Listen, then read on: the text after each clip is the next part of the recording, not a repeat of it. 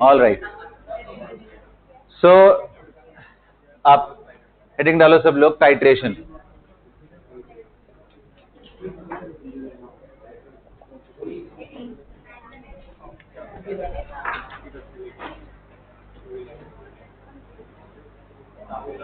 Titration heading डाली है सबने? बोलो।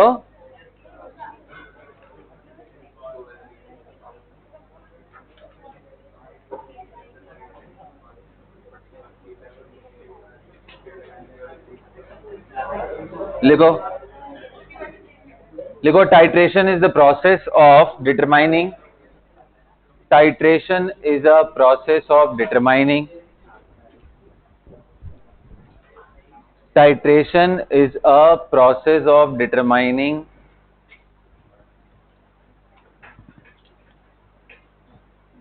the amount or concentration, the amount or concentration, the amount or concentration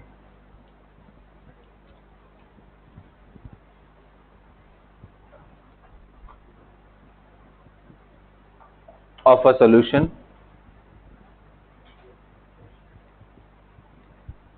with the help of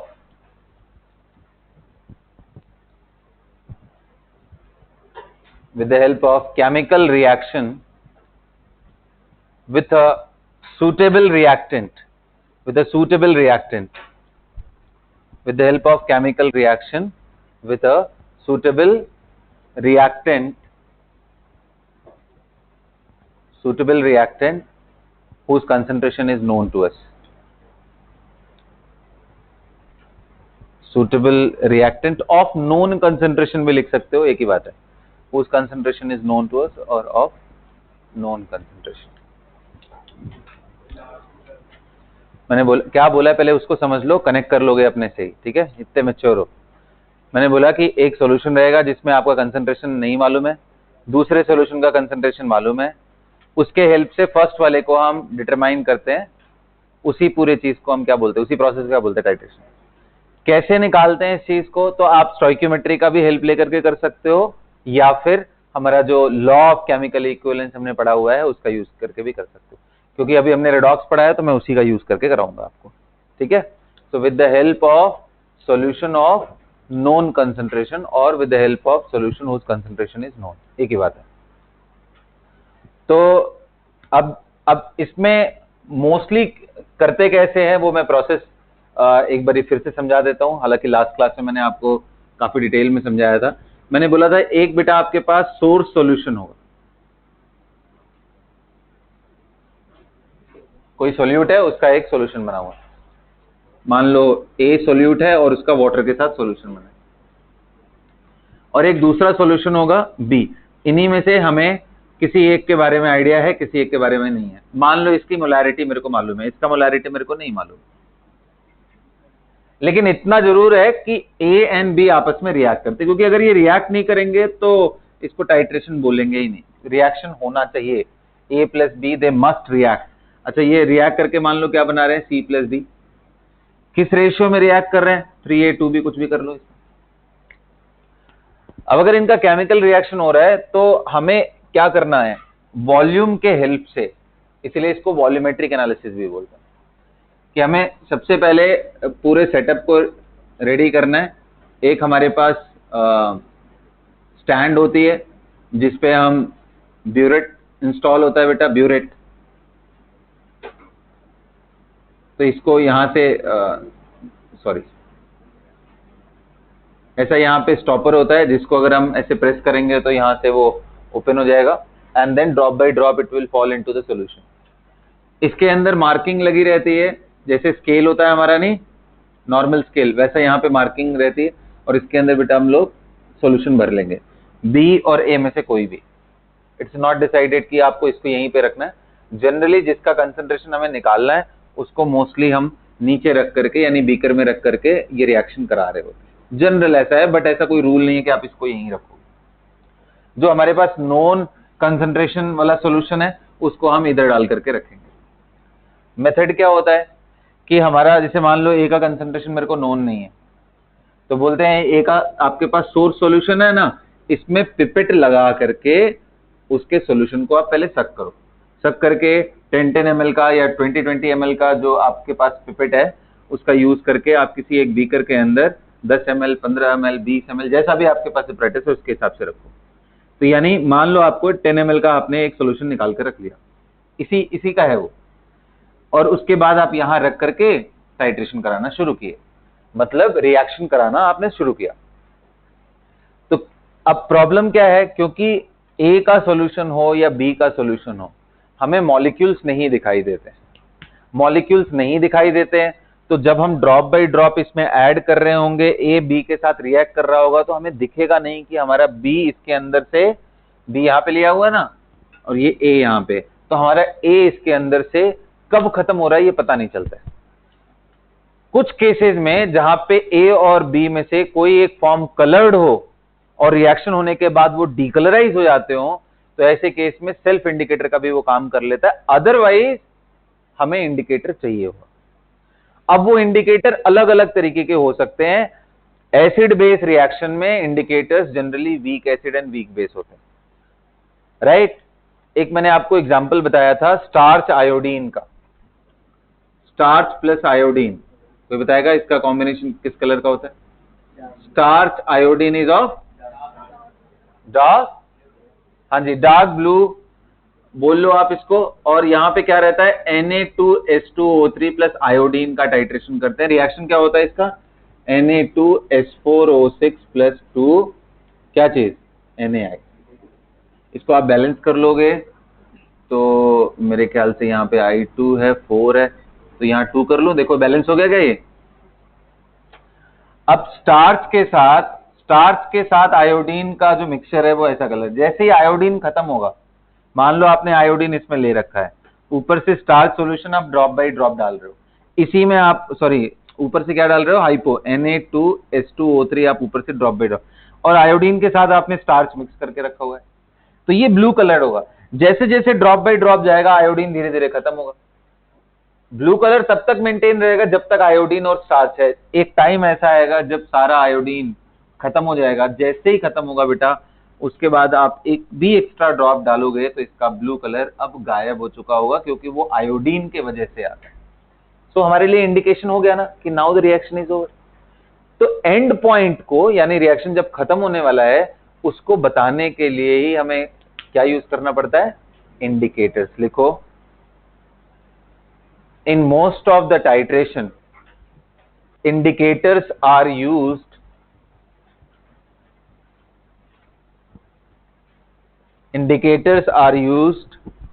to indicate in most of the titration, or in most cases,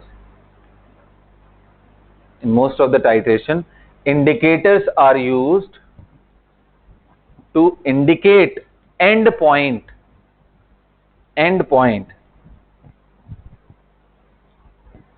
point का मतलब क्या हुआ, and point का मतलब रिएक्शन जब just खत्म हुआ उसके बाद जब हम एक एक्स्ट्रा ड्रॉप डाल रहे हैं ना, हमें विजिबिलिटी हो रही है, तो उसको हम बोलते हैं एंड पॉइंट।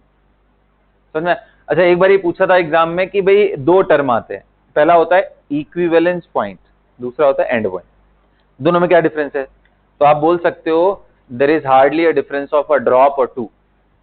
तो क्या मतलब है इसका, कि जैसे आप एक बार बताओ, स्टार्च आयोडीन का जब रिएक्शन करा रहे थे तो आपको बिल्कुल क्लीन तरीके से नहीं मालूम होगा ना कि कब सारे आयोडीन खत्म हो गए। आप क्या करोगे, एक दो ड्रॉप जनरली जब आप ऐड कर रहे हो तो एक दो ड्रॉप एक्स्ट्रा डालने के बाद आपको विजिबिलिटी आएगा, क्योंकि वो रिएक्शन हो रहा है। थोड़ा बहुत भी अगर वो हल्का फुल्का भी अगर स्लो हो गया, एक आध सेकंड का डिफरेंस भी हो गया, या आपके हाथ में कंट्रोल ही नहीं रहा कि वो एक दो ड्रॉप आपसे एक्स्ट्रा हो ही जा रहा है, तो आप जो नोट डाउन कर रहे होगे रीडिंग, वो आप किससे करस्पॉन्डिंग कर रहे हो, एंड पॉइंट की, रिएक्शन खत्म हो चुका है।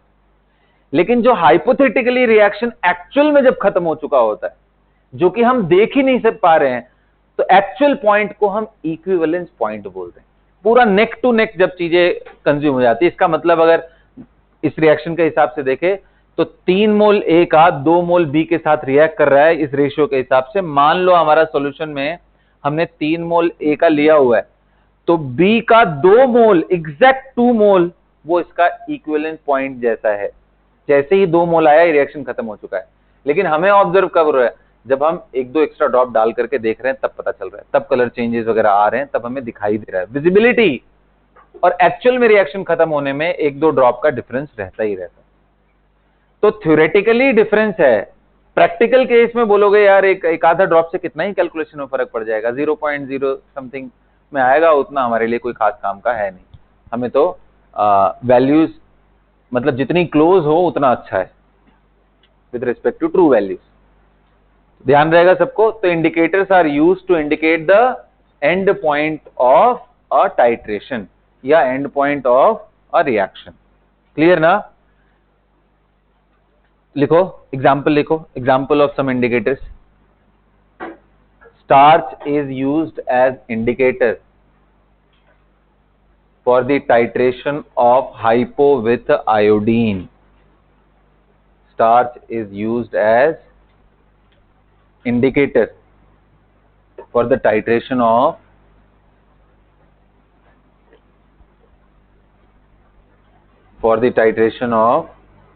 hypo with iodine.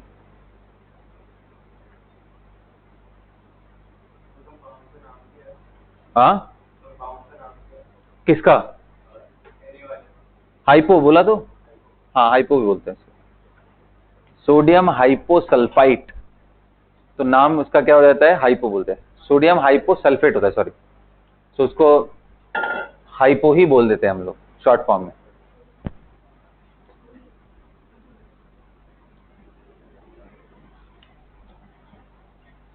तो वहां पे नोट करके एक जगह लिखोगे क्या, iodine plus starch mixture appears dark blue.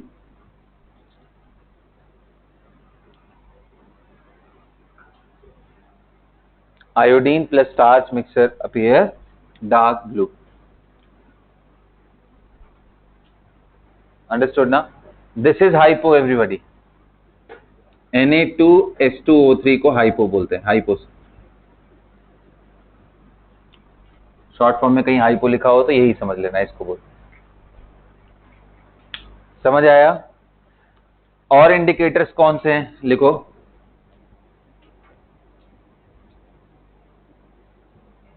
For the titration of strong acid and strong base.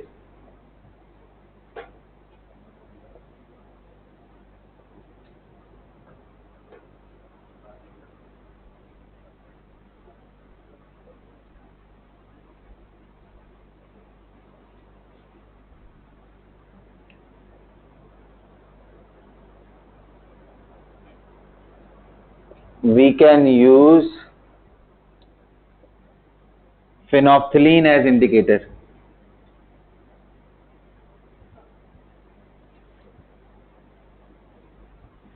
Phenolphthalein, PHENOL, phenol,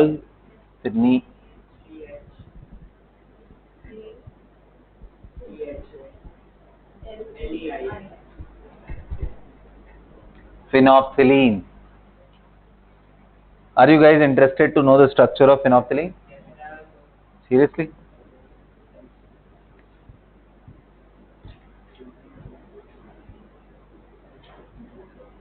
डरना नहीं है किसी को।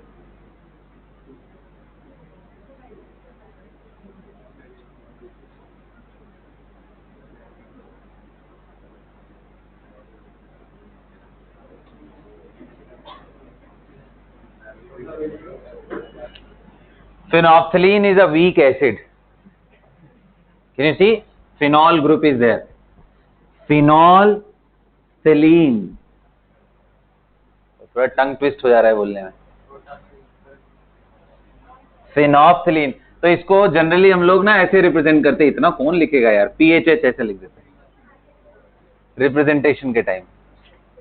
आता है कभी कभी स्ट्रक्चर पूछ लेता है एग्जाम में, क्योंकि प्रैक्टिकल केमिस्ट्री का चीज है ये ना। खैर हम लोग फेनोप्थलीन बनाएंगे एरोमेटिक सब्स्टिट्यूशन के थ्रू, देखेंगे फेनोप्थलीन बनता कैसे। हम लोग ऑर्गेनिक केमिस्ट्री का जब पार्ट पढ़ रहे होंगे ना, तो सिंथेसिस करेंगे हम लोग फेनोप्थलीन बनाने, करना भी तो है हमें। अंडरस्टूड? तो बस ये स्ट्रक्चर मैं बता रहा हूं और मेरे से मत पूछना, ठीक है? नेक्स्ट लिखो, methyl orange, methyl orange,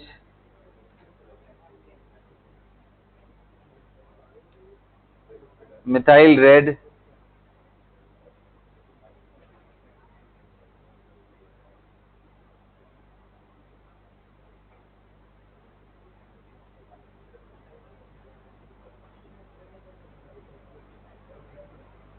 note कर लिया सबने?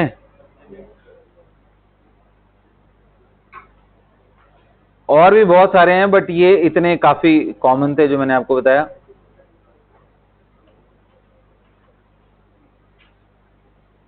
चलो अच्छा, नोट कर लिया सबने? अच्छा, इनके बारे में थोड़ी सी कहानी और बता दूं। Phenolphthalein is colourless when mixed with acid. देख लो, phenolphthalein is colourless when mixed with acid.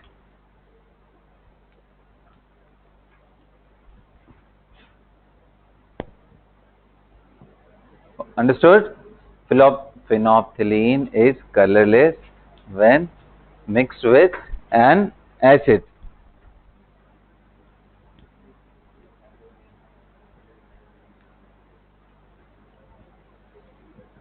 But when mixed with base, it becomes pink color.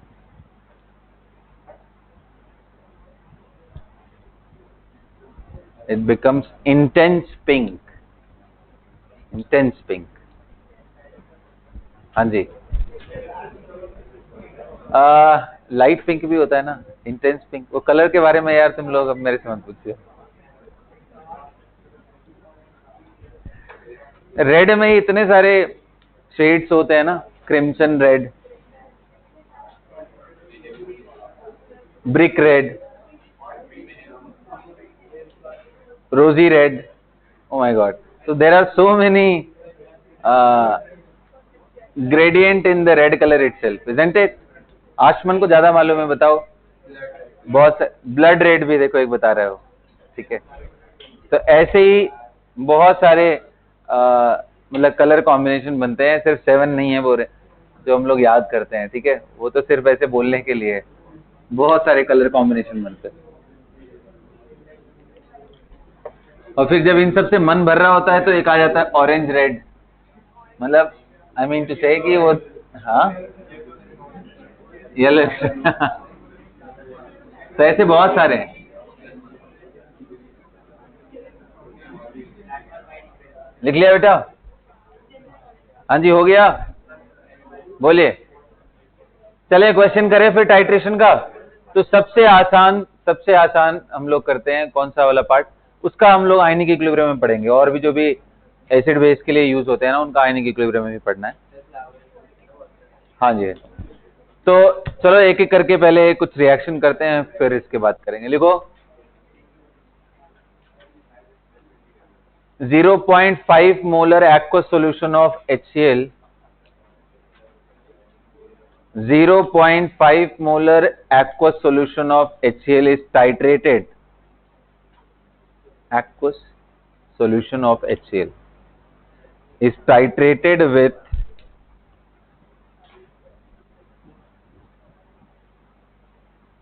calcium hydroxide, calcium hydroxide, COH whole twice, calcium hydroxide solution, aqueous solution,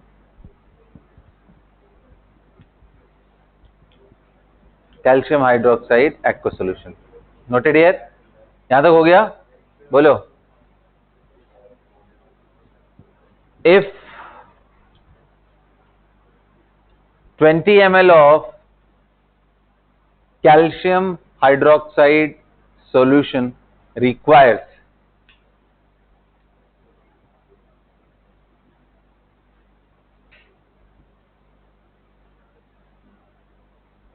if, क्या बोला मैंने? Calcium hydroxide requires 40 ml of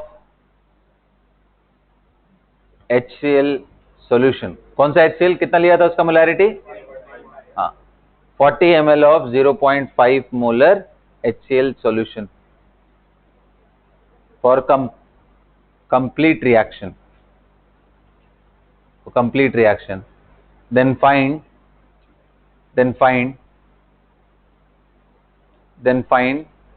the molarity of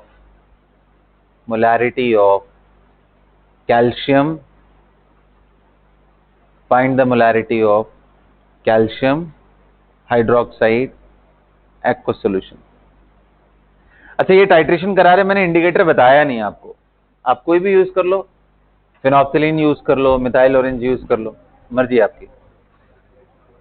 अब इसी को लंबा कहानी सुनाना होता तो मैं जैसे एक्सपेरिमेंट किए जाते हैं वैसी वाली वर्डिंग दे देता तो आधे बनने का क्वेश्चन बन जाता है। ऐसे आते थे पुराने टाइम पे, क्वेश्चन पढ़ के ही बच्चे डर जाएं। होता बहुत, जितने बड़े क्वेश्चन बनते हैं उतना ही इजी होता है, बस आपको पेशेंस के साथ एक एक चीज पढ़ना होता है, क्योंकि उसमें पूरी स्टोरी सुनाया रहता है आपको। समझ गए ना? तो करो, चलो जल्दी करो।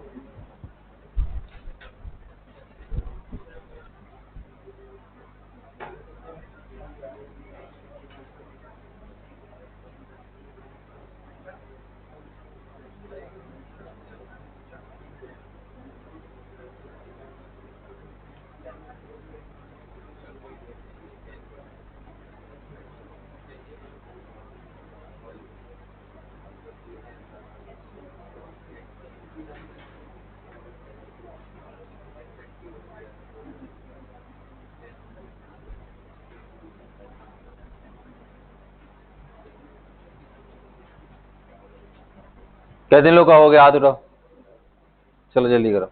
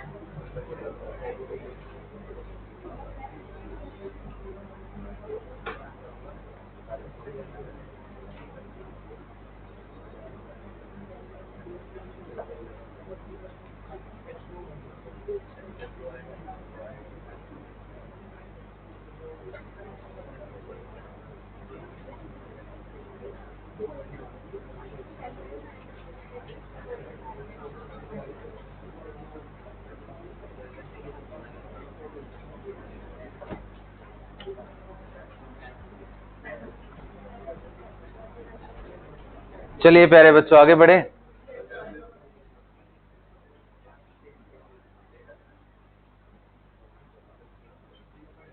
इजी था, बहुत इजी है क्वेश्चन। क्या है आसान आंसर? 1 मोलर आ रहा है, 0.5 आ रहा है। आइए सबसे पहले अगर आप बैलेंस रिएक्शन लिखोगे तो कितने लोग कह रहे हो 2NaOH प्लस कैल्शियम हाइड्रोक्साइड लिखना पड़ेगा?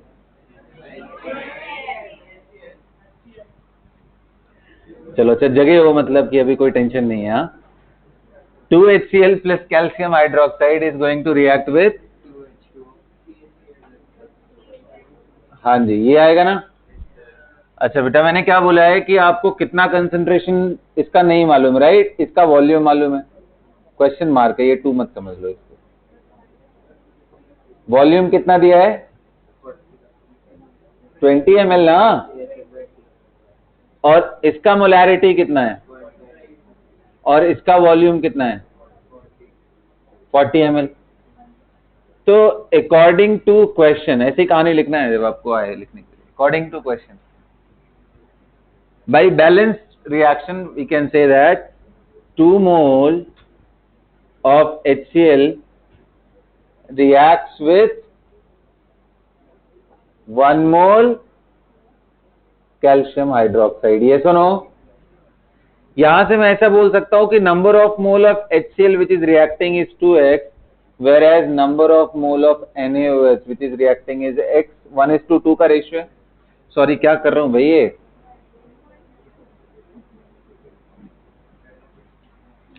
करेक्ट है। क्या मालूम है मुझे, मोल ऑफ HCl कैसे मालूम है, मोलैरिटी मालूम है भाई, वॉल्यूम मालूम है, और सभी छोटे बच्चों को ये मालूम होगा कि N/V is equal to molarity. So mole तो निकल जाएगा M इंटू V से। बताइए बेटा M कितना है HCl का, वॉल्यूम कितना है, तो 2x की वैल्यू कितनी आ गई, x की वैल्यू कितनी आ गई, बोलो, अरे बोलो यार, x की वैल्यू कितनी आ गई, अरे अरे रिलैक्स रिलैक्स, दोनों तरफ ml है, जब इक्वेट करोगे गायब हो जाएंगे, टेंशन नहीं लेना है। चलो अच्छा ठीक है, खुश हो जाओ तुम लोग, एक काम करते हैं, इसको लो, बार बार वही कटवाओगे, 10 के पावर -3, इधर से भी कट मारना पड़ेगा, उधर से भी कट मारना पड़ेगा, -3। अब खुश हो तुम लोग, बहुत बढ़िया। चलो x की वैल्यू कितनी आ गई, 10 कहां से आ गया, 10 के पावर -3 है तो, अच्छा मिलीमोल बोल दिया, वही मैं कर रहा था तो दिक्कत थी। 10 के पावर 10 इंटू 10 के पावर -3 मोल, मैं उसको मिलीमोल लिख देता बस। कैसे हो यार तुम लोग। चलो अब इसको उठा के यहां रख दूं, 10 इंटू 10 के पावर -3 मोल, और ये वैल्यू किसके बराबर होगी, मोलैरिटी इंटू वॉल्यूम। मोलैरिटी नहीं मालूम, वॉल्यूम मालूम है, कितना वॉल्यूम है भाई, 20। अब लो 20 इंटू 10 के पावर -3, घटा दो दोनों तरफ से,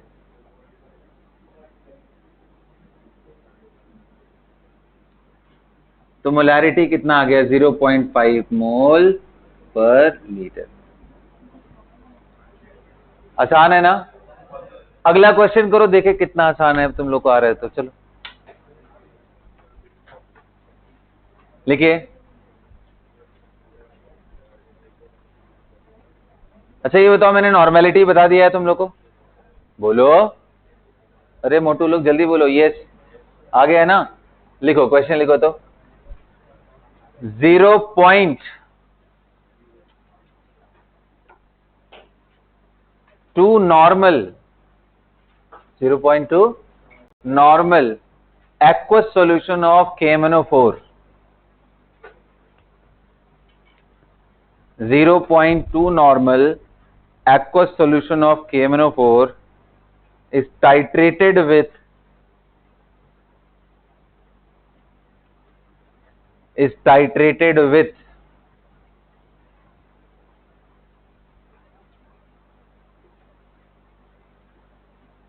0.1 mole of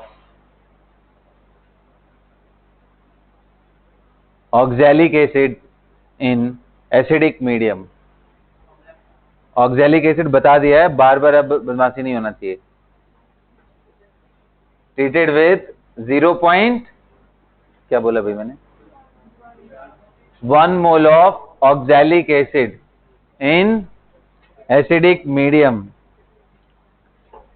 then find the volume of KMnO4 required for complete reaction. कौन सा फॉर्मूला बताना है, ये गलत बात है, ये बहुत ज्यादा गलत बात है। आओ चलो बता देता हूं, देखो बेटा याद कर लो, अब आज ऑक्जेलिक पूछा है तो मैं इकट्ठे कई सारे एसिड बता देता हूं, ध्यान से देखो, ऐसे याद कर लो तुम लोग, ठीक है। ऑक्जेलिक, मैलोनिक,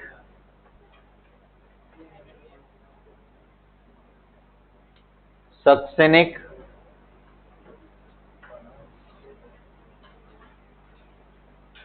ग्लूटारिक,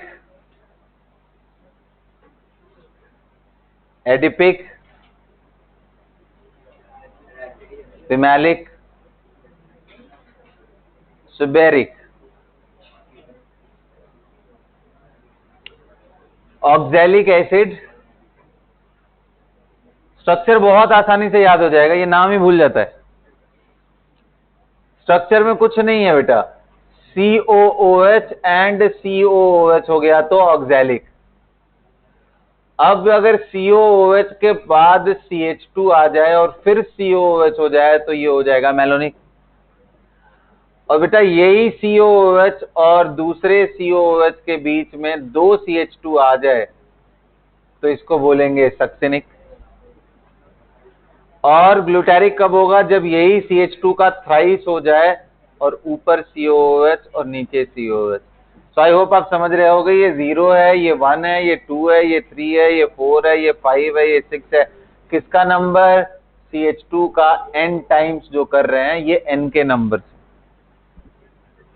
इसमें कोई CH2 नहीं है, दो कार्बोक्सिलिक एसिड ग्रुप एक दूसरे से ज्वाइन हो गए, इसी को ऑक्सैलिक बोलते हैं।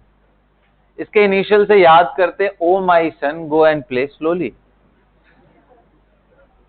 ओ my son go and play slowly.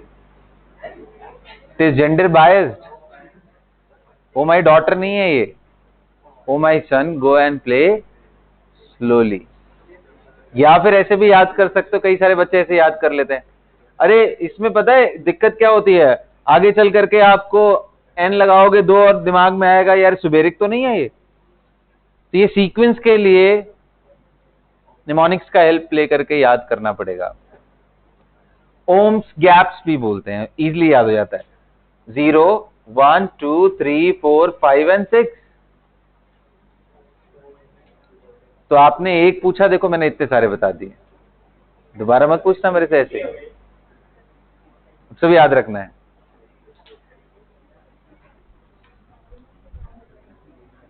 अब सारे याद हो जाएंगे ना।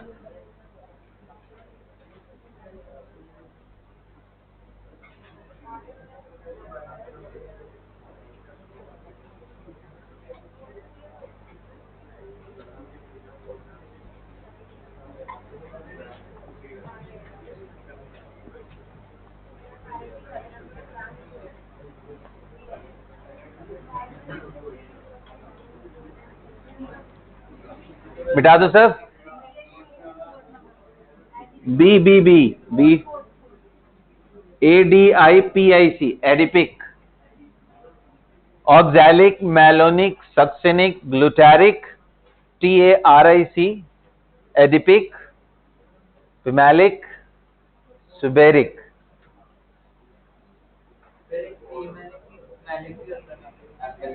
मैलेइक एक होता है, ये मेलोनिक है। मैलेइक भी एक एसिड होता है, वो भी डाइकार्बोक्सिलिक है। करेंगे बात, पहले इसको तो इतना तो सेट करो, इकट्ठे डोज हो जाएगा तो गड़बड़ हो जाएगा। Slow doses are always very helpful.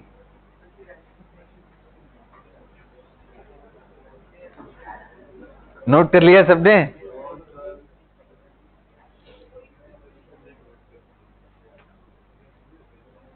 कर लिया भाई? अब करो, क्वेश्चन करो, कम से कम जल्दी करो, देखे क्या करते हो तुम। हो गया क्वेश्चन? वो आंसर भी आ गया? चल करो। पहले रिएक्शन लिखो तो मैं देखना चाहता हूं तुम्हारे दिमाग में क्या चल रहा है। भाई रिएक्टेंट से प्रोडक्ट में क्या बनाते हो, बड़ा इंटरेस्टिंग है वो। चलो शुरू करो।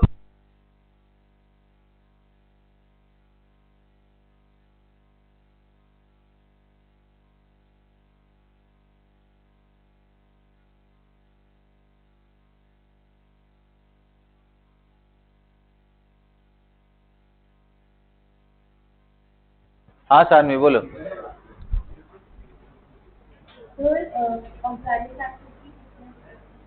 ऑक्सैलिक एसिड के कितने मोल लिया था? 0.1 मोल।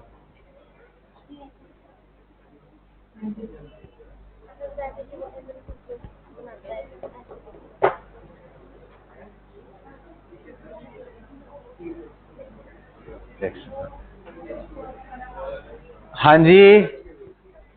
अच्छा सबसे पहले हाथ उठाओ, रिएक्शन कितने लोगों ने अटेम्प्ट किया लिखने का कि क्या बनेगा प्रोडक्ट।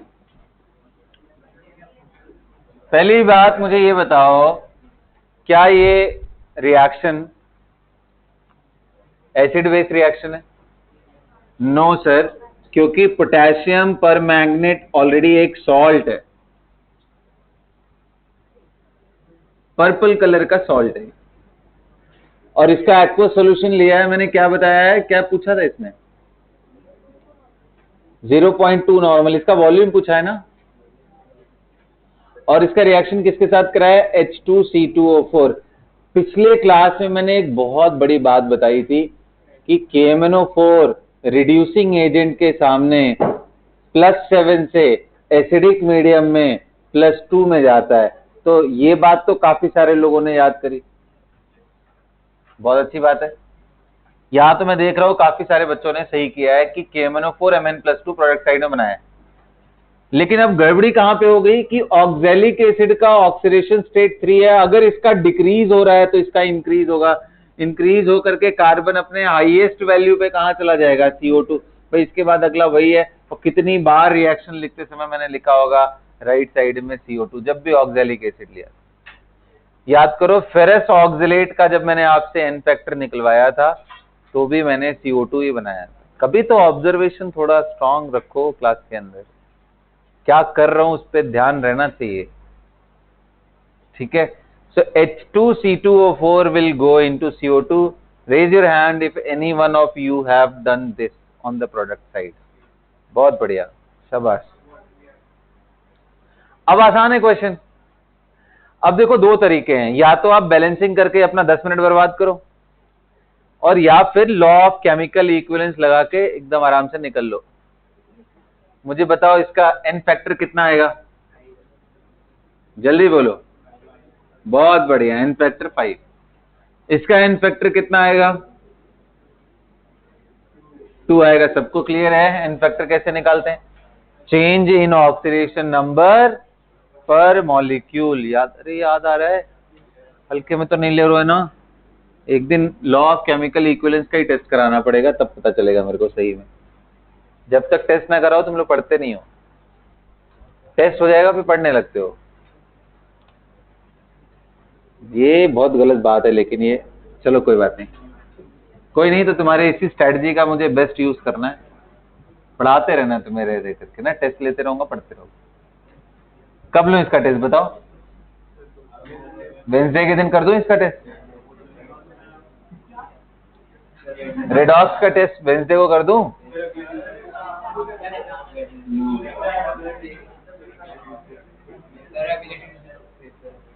अगले ट्यूसडे फिर पेपर हो जाएगा, उसके अगले तक तो ऑर्गेनिक खत्म हो जाएगी।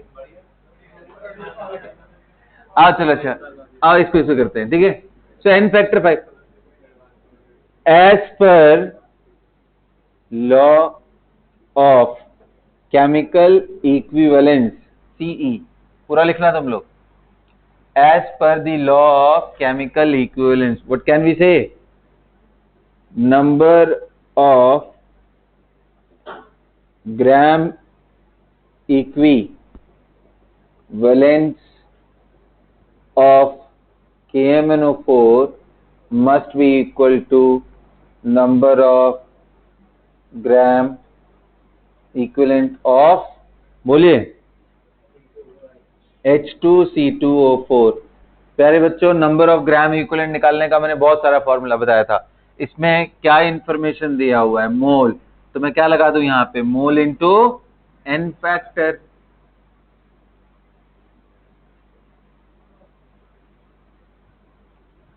और इधर क्या लगा दूं, कितने लोग बोल रहे हैं सर नॉर्मेलिटी इंटू वॉल्यूम। बस खत्म, क्वेश्चन ओवर हो गया, बस इतना लिखना था। नॉर्मेलिटी 0.2, वॉल्यूम यही तो निकालना है, इज इक्वल टू मोल कितना 0.1, एन फैक्टर कितना उसका 2। तो बताओ भाई वॉल्यूम कितना निकल के आ गया, 1 litre.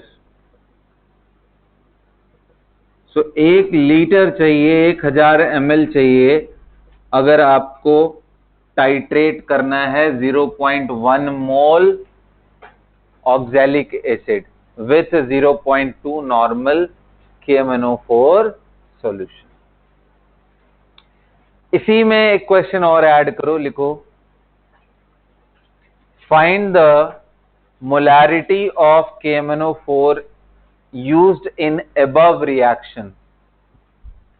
Find the molarity of KMnO4 used in above reaction.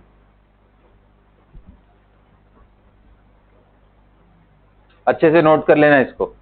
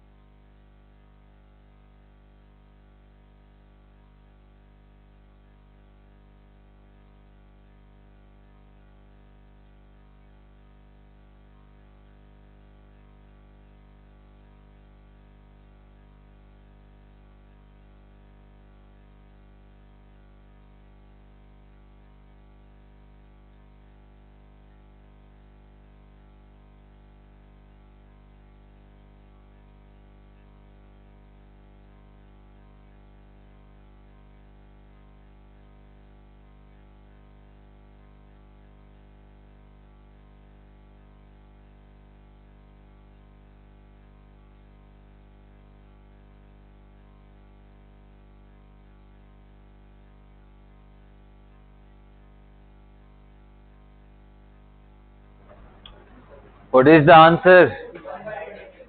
हाँ, तो कितने लोगों को मालूम है कि sir normality is equal to molarity into n factor. So भाई नॉर्मेलिटी कितना था? 0.2। मोलैरिटी नहीं मालूम, ये 5 है। कितना आ गया ये?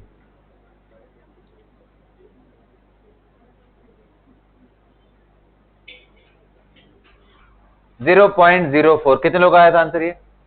0.04। क्या हुआ अदर्स? कुछ पढ़ाई वढ़ाई नहीं हो रहा है? पढ़ाई नहीं हो रहा है कुछ भी? क्या नाम है तुम्हारा? मैंने क्या बोला?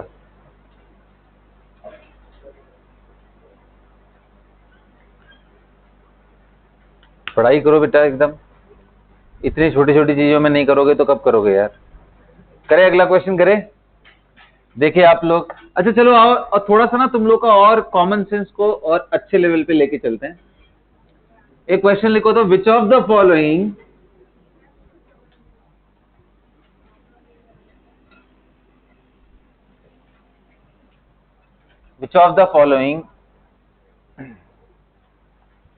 compound will always act as oxidizing agent in a redox reaction? Which of the following will always act as oxidizing agent in a? Option A H2SO3, B H2O2, C KMNO4, D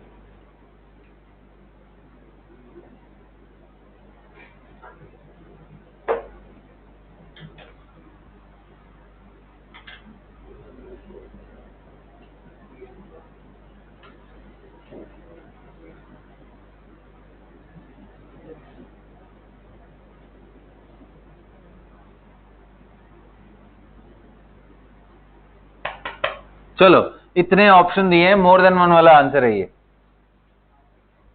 one और more than one.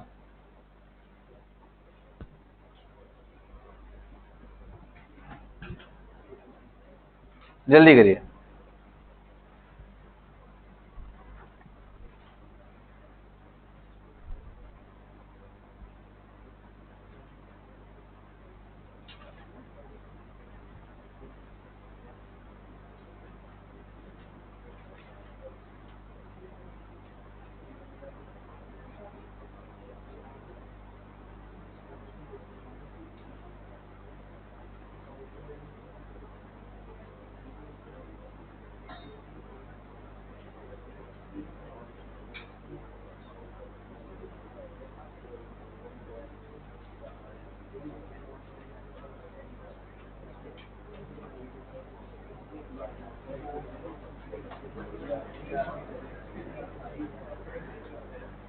बताओ।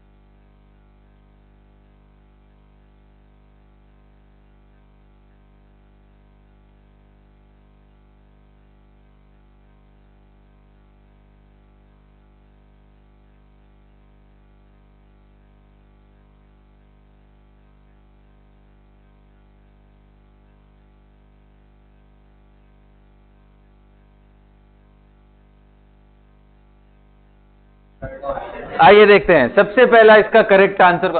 देखो इसमें क्या मतलब main चीज क्या है, आप कैसे इसको अप्रोच करोगे। देखो भाई, कोई भी रिएक्शन के अंदर कोई स्पेसिफिक एटम अगर अपने हाईएस्ट स्टेट में हो, उसके बियॉन्ड तो नहीं जा सकता ना।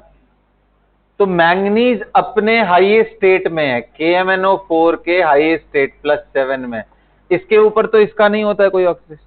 तो कभी भी रेडॉक्स रिएक्शन होगा ये 7 से डिक्रीज ही करेगा, इंक्रीज करने का ऑप्शन नहीं है। डिक्रीज करके 6 हो सकता है, 4 हो सकता है, 2 हो सकता है, बाकी और भी स्टेट पॉसिबल थे, मोस्ट कॉमन वो 3। तो जिसका हमेशा डिक्रीज हो ऑक्सीडेशन उसका होगा क्या, रिडक्शन, और काम कैसा करेगा। So this will always act as, अब इसमें क्या है, -1 है बेटा, और ऑक्सीजन का -2 भी जा सकता है, ऑक्सीजन का 0 भी जा सकता है, +1 भी जा सकता है, +2, मतलब इससे ज्यादा भी है और इससे कम, दोनों पॉसिबल है। ये हुआ तो रिडक्शन और ये हुआ तो ऑक्सीडेशन। जिसका ऑक्सीडेशन भी पॉसिबल हो, रिडक्शन भी पॉसिबल हो, वो डिप्लोमेटिक स्पीशीज है। सामने वाला जैसा रहेगा उसके हिसाब से चेंज हो जाएगा। और ये बिल्कुल डिप्लोमेसी नहीं है, इसके अंदर हाईएस्ट है, कोई भी आएगा मैं तो उसको ऑक्सीडाइज करूंगा, बाकी तुम देख लो अपना, ठीक है। K2Cr2O7 is also in the same way oxidizing agent because it is in its highest oxidation state. Lead carbon family के +2 and +4 दो ऑक्सीडेशन होते हैं, नीचे आते आते लेड में इनर्ट पेयर इफेक्ट लग जाता है, तो +2 इज मोर स्टेबल देन +4। इसका मतलब 4 से ये 2 में आना चाहता है, और वैसे भी 4 इसका हाईएस्ट स्टेट है, तो ये भी कैसा काम करेगा, oxidising agent, oxidising agent. Similarly बेटा बिस्मथ भी अपने हाईएस्ट स्टेट में है +5, और आपको मालूम है कि बिस्मथ भी कौन सा स्टेट स्टेबल होता है, +3। ये कहां से बोल रहा हूं, inert pair effect, lead +2 is more stable than lead +4। ये सब दोनों आंसर मैंने कहां से दिया, inert pair effect, inert pair effect. आ गया बात समझ में सबको। तो K2Cr2O7, PbO2, NaBiO3, ये सभी के सभी कैसा काम करेंगे, always as oxidising agent. I hope आपको समझ में आ रहा होगा। सल्फर का भी यहाँ +4 है, हाईएस्ट +6 होता है, लोअर में -2, तो भाई ये कहीं पे भी जा सकता है, हाईएस्ट से मतलब कि जो बीच में हो ना ऑक्सीडेशन स्टेट के, वो दोनों तरीके से बिहेव कर सकते हैं। आ रहा है बात समझ में। क्या इसका ये मतलब है सर कि जो हाईएस्ट स्टेट में होंगे वो हमेशा एक बहुत अच्छे ऑक्सीडाइजिंग एजेंट होंगे, ऐसा बिल्कुल भी नहीं है। ऐसे कई सारे स्पीशीज मैं आपको बता सकता हूं जो अपने हाईएस्ट स्टेट में है बट फिर भी कभी ऑक्सीडाइजिंग एजेंट की तरह बिहेव नहीं करते हैं। एग्जाम्पल में H3PO4 +5 है, पुअर ऑक्सीडाइजिंग एजेंट, बहुत ही खराब है। टिन +4 है, पुअर ऑक्सीडाइजिंग एजेंट।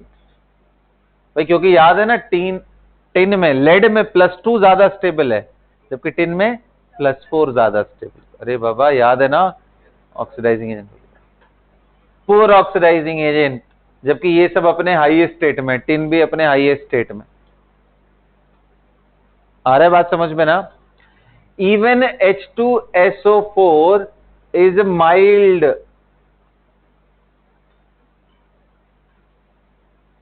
माइल्ड के बजाय मुझे लिखना चाहिए रिलेटिवली वीक ऑक्सीडाइजिंग एजेंट।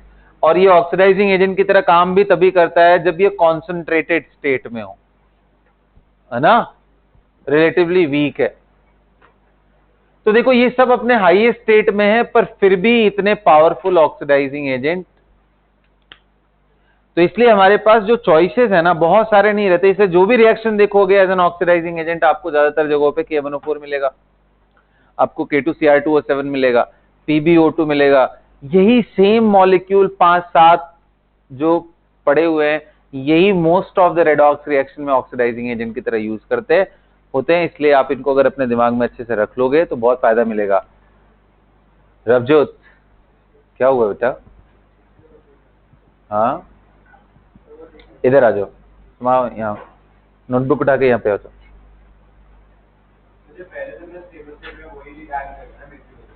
क्या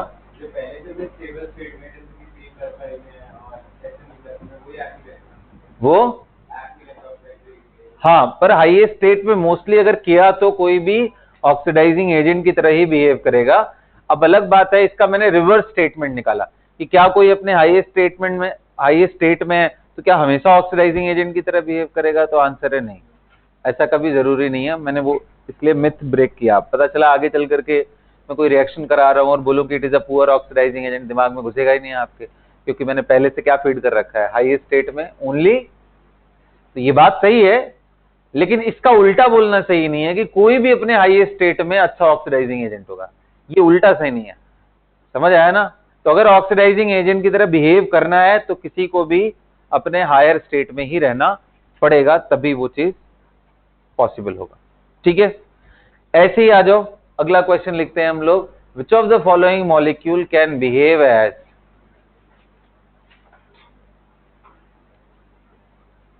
only which of the following molecule will behave as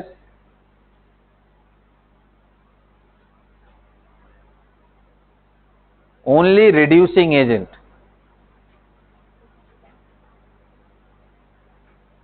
in a redox reaction? In a redox reaction, which of the following molecule will only behave as what? Only reducing agent.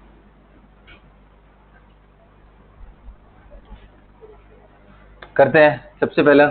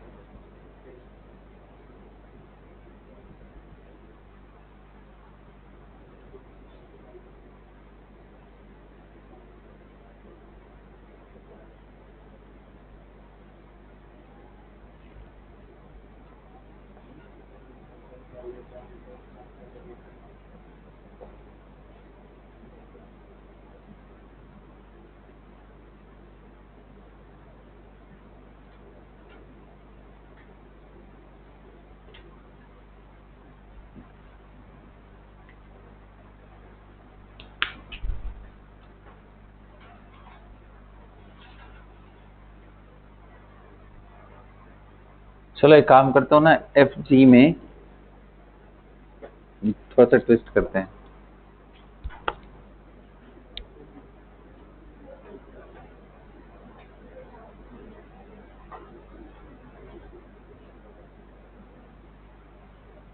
चलो करो answer.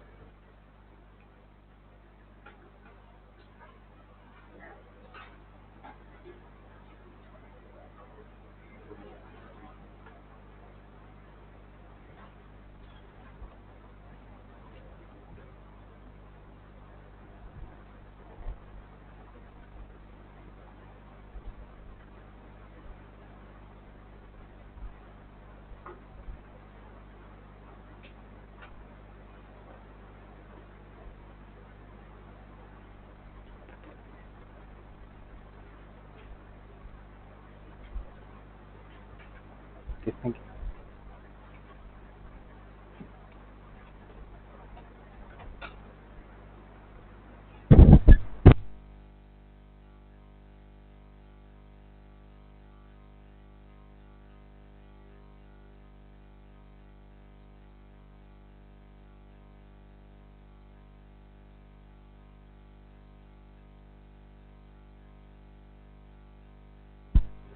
Yes, हो गया?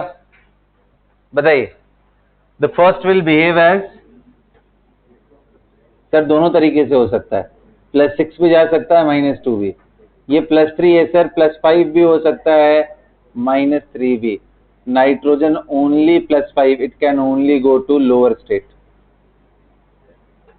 तो it will always act as potassium iodide -1 है, जान निकल गया है, कुछ नहीं हो सकता इसके बाद। -1 के बाद सिर्फ और सिर्फ ग्रोथ का ही चांस है, तो it will always act as reducing agent. कितने लोग का सही हुआ?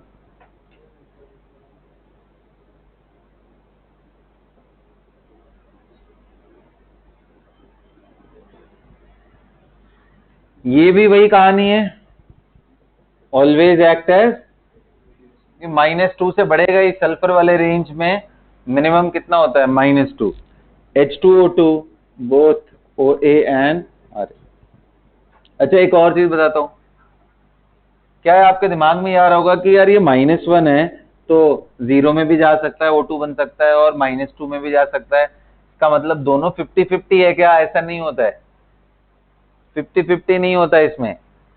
फिर क्या होता है? H2O2 is more prominent oxidizing agent than its reducing nature. It is more important oxidizing agent than a reducing agent. ध्यान रखना H2O2 अच्छा खासा। आप कहोगे ऐसे कैसे सर डिसाइड कर रहे हैं? क्योंकि देखो दुनिया में कुछ एलिमेंट्स बहुत ज्यादा इलेक्ट्रोनेगेटिव है, उनमें फ्लोरीन सबसे पहले नंबर पे है और दूसरे नंबर पे कौन है? ऑक्सीजन। तो वो चाहता है कि भाई वो अपने लोअर स्टेट में ही रहे, और लोअर स्टेट उसका कौन सा है? -2। तो -1 से -2 जाना हमेशा ज्यादा फेवरेबल है एज कंपेयर टू -1 से 0 लेके जाना। आ रहा है बात समझ में? तो इसलिए ऐसा है। अच्छा कुछ कुछ स्पीशीज, जैसे मैं मान लो इसी को आपको ऐसे करना होता तो मैं बोलता कि बेटा H2O है, तो आप थ्योरेटिकली बोलते तो ये -2 अपने लोवेस्ट स्टेट में है, लेकिन यहां से इनको 0 स्टेट में लेके जाने वाला एलिमेंट बहुत सारे पैदा नहीं हुए हैं देश के अंदर। फ्लोरीन है F2 जो कि इससे भी ज्यादा इलेक्ट्रोनेगेटिव है ऑक्सीजन, वो ऐसा काम कर सकता है। बाकी बहुत सारे स्पीशीज ऐसे नहीं है, इसलिए तो water as a solvent use होता है इवन इन रेडॉक्स रिएक्शन, जबकि उसका स्टेट देखो तो -2 है, कोई भी उसको धक्का मार के नहीं पहुंचा सकता है। इसलिए सिर्फ रूल बुक में लोवेस्ट स्टेट हाईएस्ट स्टेट देख करके सब आंसर नहीं करना होता है, देयर आर मल्टीपल फैक्टर्स जो कि उस चीज को डिसाइड करते हैं। आज मैं उसका एक ग्लिम्स भी दूंगा आपको, क्योंकि आपके सिलेबस में सिर्फ इंट्रोडक्शन है वो उस चीज का, ठीक है। उसकी प्रॉपर रीजनिंग आपको +2 के अंदर इलेक्ट्रोकेमिस्ट्री में पता चलेगी, लेकिन हाँ ग्लिम्स में दे दूंगा कि कैसे इसको देखते हैं। ये फ्लोरीन के जगह H2O को कोई नहीं है अभी तक, मुझे तो कोई नहीं मिला जो H2O को O2 में कन्वर्ट कर दे अभी तक।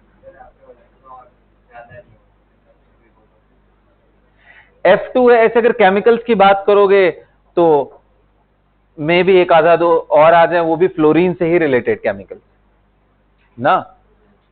हाँ जी, तो इसलिए टेंशन नहीं लेना है, मतलब ये ध्यान रखना है H2O को सिर्फ लोअर स्टेट में रहने की वजह से ऐसा नहीं बोल सकते कि it will always act lowest state में। बिल्कुल वही बात अभी इसके पहले हमने जो करी थी, हाईएस्ट स्टेट का ये मतलब नहीं है कि सारे अच्छे ऑक्सीडाइजिंग एजेंट होते हैं। कुछ एग्जाम्पल दिखाए मैंने नालायक लोगों के, जैसे H3PO4 है ना। और वैसे देखो कुछ पहचान भी है, मैं बता रहा हूं, हायर स्टेट में second period element powerful oxidising agent होते हैं।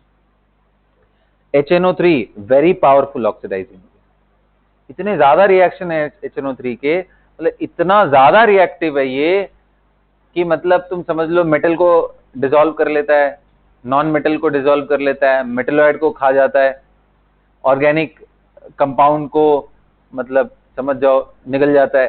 तो इतना HNO3 बहुत डेंजरस है, बहुत ज्यादा डेंजरस है। वहीं उसके जस्ट नीचे वाला फास्फोरस +5 स्टेट में बहुत खुश है, उसकी दुनिया बहुत सही है। H3PO4 +5 स्टेट में ही रहना चाहता है। तो कोई जरूरी नहीं है कि एक फैमिली में सारे अच्छे ही लोग हो, नालायक लोग भी होते ही हैं, समझ रहे हो ना। तो इसलिए ऐसा नहीं है कि एकदम फिक्स कर लेना है कि ऊपर वाले में अगर हाईएस्ट स्टेट +5 था वो पावरफुल ऑक्सीडाइजिंग एजेंट है तो सारे के सारे वैसा करेंगे, नहीं बेटा। सेकेंड पीरियड एलिमेंट के अपने कुछ एडवांटेजेस है जिसके वजह से उनमें स्पेशल पावर देखने को मिलता है। बाकी नीचे ऐसे याद करो, डी ब्लॉक में भी मैंने आपको बताया था down the group higher oxidation state की स्टेबिलिटी बढ़ जाती है, जबकि इधर के केस में यानी पी ब्लॉक के केस में down the group lower state की स्टेबिलिटी बढ़ती है due to inert pair effect. याद आ रहा है? तो लोअर स्टेट की स्टेबिलिटी अगर बढ़ रही है तो इसका मतलब हायर से लोअर में जाना चाहेगा। और कौन सबसे ज्यादा टेंडेंसी रखता जाने की? सबसे टॉप पे जो बैठा है वो सबसे ज्यादा टेंडेंसी रखता है हाई इलेक्ट्रोनेगेटिव होने की वजह से। अगर उसको हम हटा दें तो बाकियों में फिर से एक बारी ग्रेजुअल इनर्ट पेयर इफेक्ट की वजह से फिर लोअर स्टेट में स्टेबिलिटी बढ़ती है। क्लियर है ना? तो इसलिए second period element and third period element के ऑक्सीडेशन स्टेट में एक आपको हमेशा कॉन्ट्रास्ट देखने को मिलेगा। Second period element higher state में पावरफुल ऑक्सीडाइजिंग एजेंट होते हैं, जबकि थर्ड पीरियड एलिमेंट एकदम चिल होते हैं, कोई टेंशन नहीं।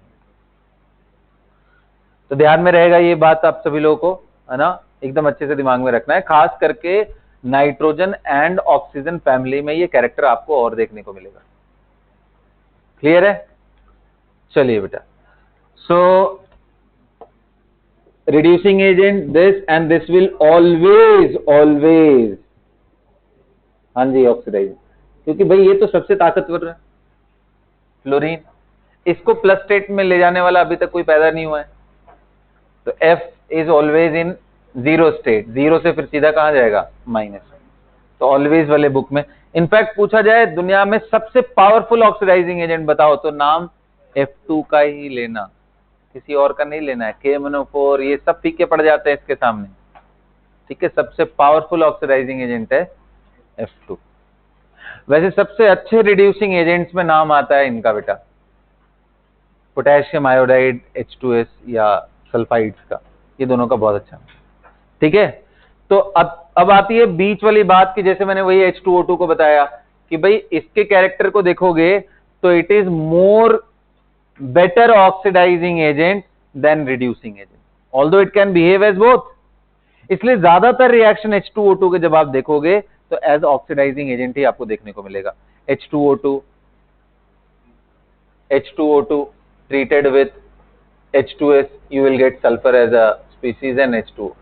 H2O2 treated with iron +2 in acidic medium, you will get iron +3 and H2O।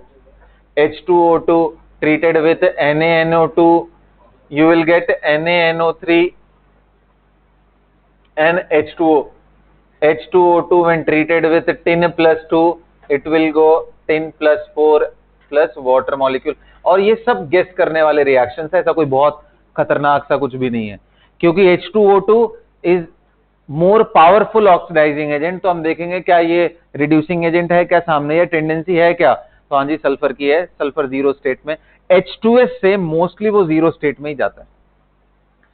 कुछ रेडीमेड रिएक्शंस हैं जो दिमाग में रख लोगे ना तो बार बार वो अपीयर होंगे और थोड़ा डिलीजेंटली उनको देख पाओगे तो याद हो जाएगा, और एकदम से इग्नोर करते चलोगे तो कुछ भी लिखेंगे। अभी जैसे मैंने KMnO4 ऑक्सैलिक एसिड का दिया, कुछ भी लिख रहे थे ना प्रोडक्ट साइड में, वैसे ही चलता रहेगा ये काम, फिर कॉन्फिडेंस कभी भी नहीं आएगा।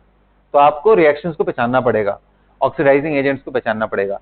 तो मैं अभी क्या सिखा रहा था आपको कि नाइट्रोजन हो गया, ऑक्सीजन हो गया, ये हायर स्टेट में पावरफुल ऑक्सीडाइजिंग एजेंट है, जबकि उसके नीचे फॉस्फोरस +5 स्टेट में रहना चाहता है। इवन सल्फर भी +6 स्टेट में बहुत खुश है, और ये अपने हायर स्टेट में they are good oxidising agent. तो इसलिए कभी भी ये आए तो इनके हायर स्टेट को लेके आने की कोशिश करो अगर बीच में कहीं है तो, ठीक है? तो चलो, तो ये मैंने आपको H2O2 के, तो फिर कहोगे सर H2O2 का क्या कोई रिएक्शन ऐसा है जहां पे उसको कोई ऑक्सीडाइज कर रहा हो? बिल्कुल है। KMnO4 जब इसके सामने आता है तो इसका सब कुछ नहीं चलता है, इसको जाना ही पड़ता है। क्या बनाएगा फिर? You are going to get O2 as a product, क्योंकि ऑक्सीडाइज होके ये कहां जाएगा बच्चों? और ये पहचान भी होता है, कभी कभी क्वेश्चन ये भी इतना सिंपल सा पूछ लेता है एग्जाम में, बताओ कौन से रिएक्शन में H2O2 रिड्यूसिंग एजेंट की तरह बिहेव कर रहा है? Mn कहां जाएगा बेटा? इसमें Mn2+ में। तो जिस रिएक्शन में ऑक्सीजन निकल रहा O2 कहां से आ रहा होगा? H2O2 के -1 स्टेट से आ रहा होगा। वैसे रिएक्शन में H2O2 कैसा बिहेव करता है? ऐसा reducing agent, otherwise most reaction में ये ऑक्सीडाइजिंग एजेंट। एक वर्ड आता है ब्लीचिंग एक्शन, ये बाल वाल जो कलर नहीं कराते हैं सलून में जाकर के शादी वादी होने से पहले, तुम लोग की बात नहीं कर रहा भाई, घरों में और लोग कराते हैं ना शादियों से पहले हेयर स्टाइलिंग करते समय, तो कलर कराते हो तो H2O2 उसमें एज अ केमिकल यूज होता है, ब्लीच करता है, वो कलर को गायब करता है, बालों के कलर को वो गायब कर देता है, तो ब्लीचिंग एक्शन होता है H2O2 का। Bleaching action is due to its oxidising power, not because of its reducing. It's a permanent bleaching agent, एक बार ही कर दिया तो रिवर्सिबल नहीं होने वाला है, ठीक है। तो ये ध्यान रखना, परमानेंट ब्लीच करने का काम करता है H2O2। जो भी ऑक्सीडाइजिंग बिहेवियर की तरह, मतलब स्ट्रॉन्ग ऑक्सीडाइजिंग एजेंट की तरह करते हैं, बिहेव करते हैं, तो वो ब्लीचिंग एक्शन परमानेंट ही करते हैं। ट्राई नहीं करना है, चल कर लो, नोट करके लिखो इसको। कौन सा एनो वाला? मैं ये बता रहा था, सेकेंड पीरियड एलिमेंट अपने हायर ऑक्सीडेशन स्टेट में गुड ऑक्सीडाइजिंग एजेंट है, जबकि थर्ड पीरियड एलिमेंट अपने हायर ऑक्सीडेशन स्टेट में पुअर ऑक्सीडाइजिंग एजेंट, मतलब वो वहां रहना चाहते हैं, कोई दिक्कत नहीं।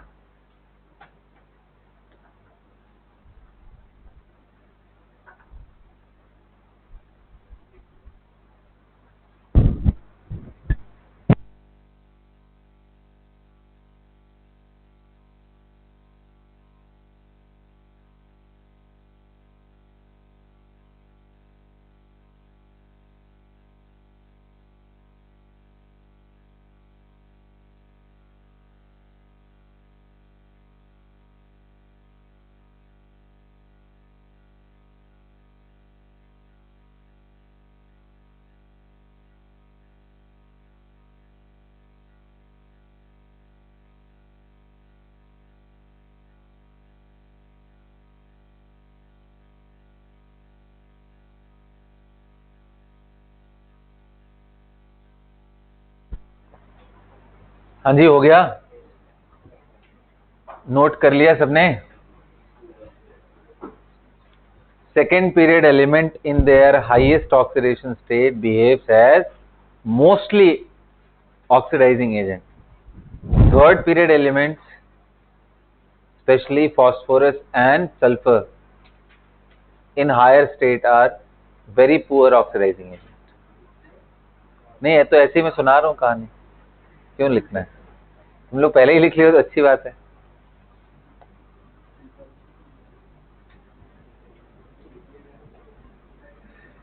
ना बच्चों। अब देखो, जैसे अब इसी चीज पे मैं आपसे एक और क्वेश्चन पूछ सकता हूं, ध्यान से सुनना मेरी बात, ध्यान से सुनो गाइस, फोकस हियर, फोकस मोटू, इधर फोकस। देखो मान लो तुम्हारे सामने मैं HNO2 दे दूं और एक दे रहा हूं फास्फोरस का एसिड,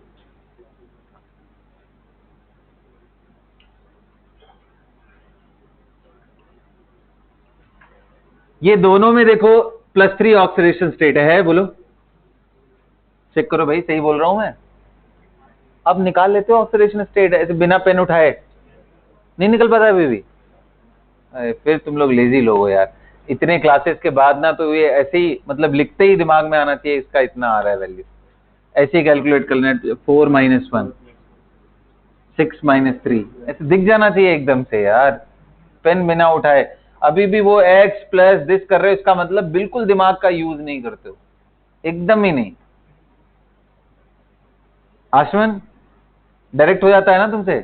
हाँ गुड, प्रेशर में आंसर कर देते कई सारे बच्चे ये। हाँ जी, तो ये दोनों में अगर पूछा जाए which is a good oxidising agent, क्या बोलोगे? HNO2। HNO2 is a good oxidising agent, जबकि H3PO3 is a good reducing agent. अब देखो मैं ये लिख रहा हूं, इसका ये मतलब बिल्कुल भी नहीं है कि it will never behave as reducing agent. I am just telling you कि ये इंटरमीडिएट स्टेट में है, एक ही फैमिली के मेंबर है, फिर भी कितना कॉन्ट्रास्ट है इनकी केमिस्ट्री में,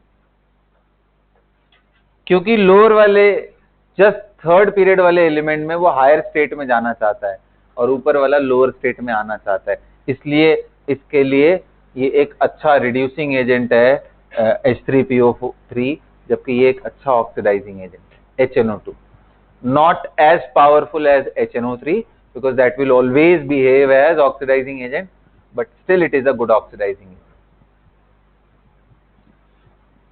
समझ में आ रहा है? फिर वैसे ही मैं कंपैरिजन करूं H2O2 and H2S2, यानी सल्फर सल्फर हाइड्रोजन हाइड्रोजन, और ये HOOH, देखो सेम ही फैमिली के मेंबर्स हैं ये दोनों, लेकिन ये वेरी गुड ऑक्सीडाइजिंग एजेंट और ये गुड रिड्यूसिंग एजेंट है।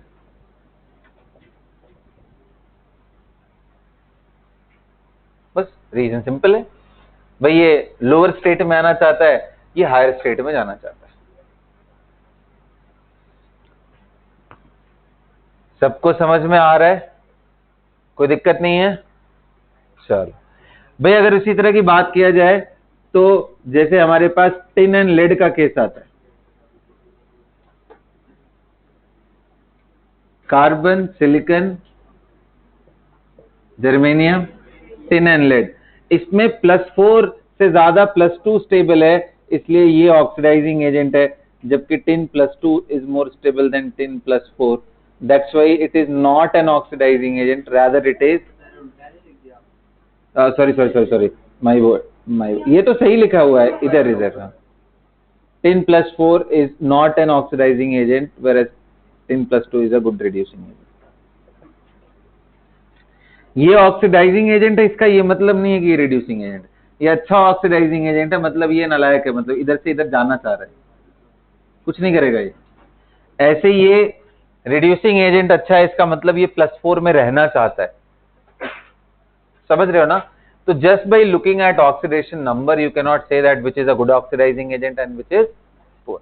सो that's why I gave you a clarity on this, कि अब आप एटलीस्ट पहचान सकते हो कि कौन अच्छे ऑक्सीडाइजिंग एजेंट है। चलो 2-3 नाम बताओ अच्छे ऑक्सीडाइजिंग एजेंट के। आर्यन खड़े हो जाओ, बताओ नाम, कंपाउंड का नाम बताओ, ठीक है तुम्हें एलिमेंट बता दिया, कंपाउंड का नाम बताओ कौन कौन से, 3-4 अच्छे ऑक्सीडाइजिंग एजेंट के नाम बताओ।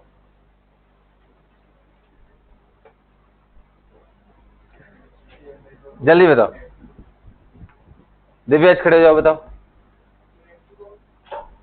F2, हाँ बिल्कुल होगा, और इतने एक्सट्रीम लेवल के पे कहां चले गए यार, सामने सामने तो बचा हुआ है, तो बहुत ही एक्सट्रीम हो गया। OF2 या F2O, अरे सामने सामने अभी डिस्कस किया है, KMNO4, K2Cr2O7, lead oxide, bismuth in +5 state, और अगर लिस्ट में थोड़ा और बड़ा करना चाहते हो अच्छे ऑक्सीडाइजिंग एजेंट को, मैंने ये थोड़ी ना बोला ऑलवेज एक्ट एज ऑक्सीडाइजिंग, उसमें आप H2O2, HNO2 ये भी इंक्लूड कर सकते हो, और फ्लोरीन तो यार सबसे पावरफुल है, सबसे पहला नाम तो फ्लोरीन का ही आना चाहिए। दिव्यज कहाँ दिमाग लगा रहे हो F2 में, बैठो, इतने तो एकदम फ्लुएंसी के साथ आना चाहिए, बैठ जाओ एकदम। इतने केसेस मैंने यहां सामने बताया, ये एकदम दिमाग में रहना चाहिए, ठीक है? अच्छे रिड्यूसिंग एजेंट का नाम मुझे बताओ तुम, कुशाग्र, कुछ अच्छे रिड्यूसिंग एजेंट।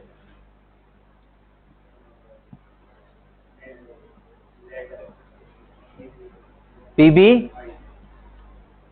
नहीं बेटा, लेड आयोडाइड कहां से? आयोडाइड सही है, लेकिन लेड आयोडाइड का मतलब क्या है? हाँ पोटेशियम आयोडाइड, आप सिंपल ऐसा भी बोल सकते हो आयोडाइड आयन, सर चलेगा, किसी भी कैटायन के साथ तुम ले लो उसको, आयोडाइड आयन अच्छा रिड्यूसिंग एजेंट है, आयोडाइड आयन I-। और बताओ, हाँ H2S, और लिस्ट एक्सटेंड करना चाहो तो यार थर्ड पीरियड वाले बीच में इंटरमीडिएट वाले भी आंसर कर दो ना, H3PO3, H3PO2 और H2SO3 ना, पॉलीसल्फाइड आयंस, ये सबके सब क्या है? अच्छे reducing agent. Even inert pair के जस्ट पहले तक बता दो, tin +2 is a good reducing agent. Nitrogen family में बिस्मथ के पहले कौन आता है? Antimony and arsenic. Arsenic +3 state में बोल दो is a good reducing agent, वहां से वो +5 में चला जाएगा आराम। ऐसे पकड़ते हैं चीजें, दिमाग में लेके आते। आ रहा है बात समझ में? बोलो भाई, क्लियर हो रहा है ना? चलो, तो अगर आप ये बात समझ गए हो तो मेरे ख्याल से काफी सारे क्वेश्चन अब हम लोग क्रैक कर सकते हैं। चलें स्टार्ट करें आप। तो कुछ कॉमन रिएक्शन बताता हूं, उसको आप अच्छे से नोट करके लिख लो, क्योंकि रेडॉक्स में ये बहुत ज्यादा आएगा। रिएक्शन भरे पड़े हैं रेडॉक्स में, कायदे से ये पूरे रिएक्शन तैयार होने में आपके 2 साल लग जाएंगे, लेकिन जो इनसाइट दे दिया है अगर उसको ध्यान में रखोगे तो आप हर समय रिएक्शन को हर समय याद नहीं करना पड़ेगा। आप प्रेडिक्शन भी एक रीजनेबल लेवल तक कर पाओगे। अच्छा, यहां से यहां लेके चलते हैं।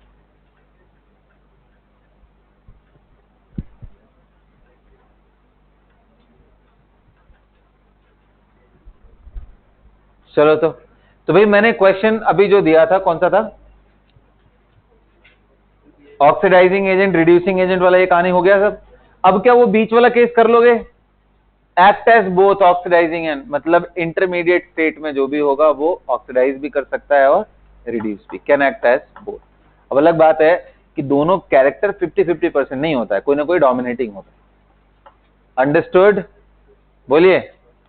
तो चलो भाई, आओ देखते हैं reactions of H2O2। Reactions of H2O2, बस ये मैं इसलिए पढ़ा रहा हूं ताकि आपको रिएक्शंस का थोड़ा सेंस डेवलप हो जाए, है ना? उसके लिए बस बता रहा हूं। मैंने क्या बताया? H2O2 is a good oxidising agent and relatively poor reducing agent. बहुत अच्छा रिड्यूसिंग एजेंट नहीं है, good oxidising agent and relatively poor reducing agent. Good OA, poor reducing agent. और मैंने एक बात आपको बताई थी पिछले क्लास में, फिर रिपीट करता हूं, oxidising behaviour generally acidic medium में और अच्छे हो जाते हैं। तो इसलिए H2O2 के रिएक्शन देखोगे एसिडिक मीडियम में कराओगे तो और अच्छी बात। तो भाई H2O2 के साथ अगर मुझे इसका एज ऑक्सीडाइजिंग एजेंट देखना है, H2O2 एज ऑक्सीडाइजिंग एजेंट कहां जाएगा भाई? तो H2O2 will convert from -1 to -2 state. Reduction होगा, काम कैसा करेगा? ऑक्सीडाइज। हाफ रिएक्शन बस मैंने लिख दिया, अदर हाफ आप खुद से ढूंढो। हाफ रिएक्शन आपको मालूम है ऑलरेडी कि H2O2 में वो कहां जा रहा है? ऑक्सीजन -1 से कहां जा रहा है बेटा? -2 state. So H2O2 when treated with, चलो एक एक रिड्यूसिंग एजेंट पकड़ के लेके आते हैं। सबसे पहला कौन सा पकड़े हम लोग? Potassium iodide. सबसे अच्छा था ना? अरे भाई अब तो रिलेट कर पा रहे होगे। तो पोटेशियम आयोडाइड को कहां लेके जाएगा बच्चों? कहां लेके जाएगा? I2 में, -1 से 0 स्टेट। जनरली हैलाइड्स को आप यहां नोट कर लेना, X- को अगर ऑक्सीडाइजिंग एजेंट रहे तो वो कहां चला जाता है? X2 में। ध्यान रखना, जनरली XCl-, Br-, I- ही रखना। F- को F2 में ले जाने की पावर किसी के पास नहीं। F- से F2 में कौन ले जाएगा भाई? F2 तो खुद ही बहुत पावरफुल ऑक्सीडाइजिंग है। तो जो सबसे ताकतवर हो फिर उसको कैसे बनाएंगे? फिर दिमाग में क्वेश्चन आएगा ना सर, जब कोई नहीं ले जा सकता है F- से F2 तो F2 बनता कैसे नेचर में? इलेक्ट्रोलाइसिस। जो दुनिया में कोई केमिकल रिएक्शन ना करा पाए उसको कराने के लिए सबसे पावरफुल टूल का यूज करते हैं, and that is electrolysis. One of the most powerful tool to prepare elements, most powerful ना। जो पीरियोडिक टेबल में एलिमेंट्स देख रहे हो उनमें जितने रिएक्टिव और अच्छे अच्छे एलिमेंट है वो सब इलेक्ट्रोलाइसिस से ही बने। अगर इलेक्ट्रोलाइसिस नहीं डिस्कवर हुई होती तो शायद हमारे पास इतने पीरियोडिक टेबल में एलिमेंट डिस्कवर भी नहीं हुए होते। नेचर में एग्जिस्ट करते बट हमें नहीं मालूम होता कि इनमें कौन सी प्रॉपर्टी है, किस तरीके से इनका यूज करना, ठीक है। तो ये भाई पहला रिएक्शन है, KI से I2 और खुद कहां चला जाएगा, H2O। कहोगे पोटेशियम कहां जाएगा, भाई ये मीडियम है ना, एसिडिक या बेसिक, उसके हिसाब से वो K+OH- बना रहा होगा, मैं उसमें इंटरेस्टेड नहीं हूं बिल्कुल। क्या इसका एन फैक्टर बता सकते हो बेटा, जल्दी बताओ, चलिए बताओ। बिल्कुल 2, -1 से कहां गया है, -2 में, चेंज 1 का हुआ है, 2 ऑक्सीजन है, 2 × 1, तो हमेशा याद रखना है एन फैक्टर कितना होता है इसका, 2। ये पहला रे। दूसरा बताओ, H2O2 को सामने H2S रख ले, याद रखना कभी भी H2S आया तो क्या बनेगा, सल्फर, खुद कहां जाएगा, H2O। हमेशा याद रखना, मैं इसलिए स्ट्रेस देके बोल रहा हूं, ये एसिडिक मीडियम में मैं लिया हूं।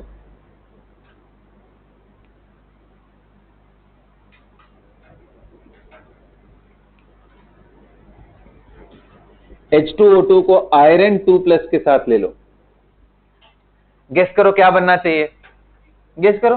बिल्कुल, आयरन के 2 ही स्टेट ही होते हैं ज्यादा अच्छे स्टेबल वाले, +2 एंड +3, तो आयरन विल गो इनटू +3, तो ये कहां जाएगा, H2O।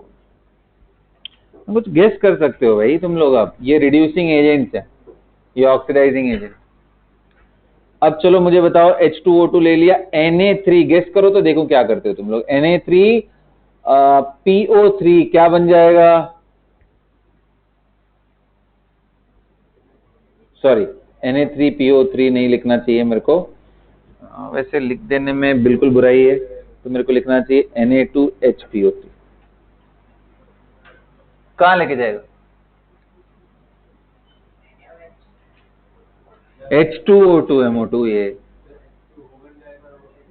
फास्फोरस को कौन से स्टेट में है ये, +3, तो कहां ले जाएगा, +5, Na3PO4 में पहुंचा देगा। क्या हो यार तुम लोग, सोचो कुछ थोड़ा सा, बताओ। अगर H2O2 है और यहां पे आपके सामने क्या आ गया, SO2, कहां ले जाएगा इसको, कहां लेके जाएगा, H2SO4 में, हायर स्टेट में। बताया तो अभी कि थर्ड पीरियड के एलिमेंट हायर स्टेट में चले जाते हैं आराम से। ये अलग बात है कि H2S से सल्फर पे भी एक स्टॉप पॉइंट है, लेकिन ये सल्फर के ऊपर उठ चुका है, +4 है, अब इसका अगला डेस्टिनेशन 6 का ही है। तो जनरली 0 एक डेस्टिनेशन होता है, अगर लोअर स्टेट में कोई भी रहे तो 0 उसका एक स्टॉपेज होता है, अदरवाइज फिर हायर स्टेट में अगर वो स्टेबल है तो हायर स्टेट में चला जाएगा।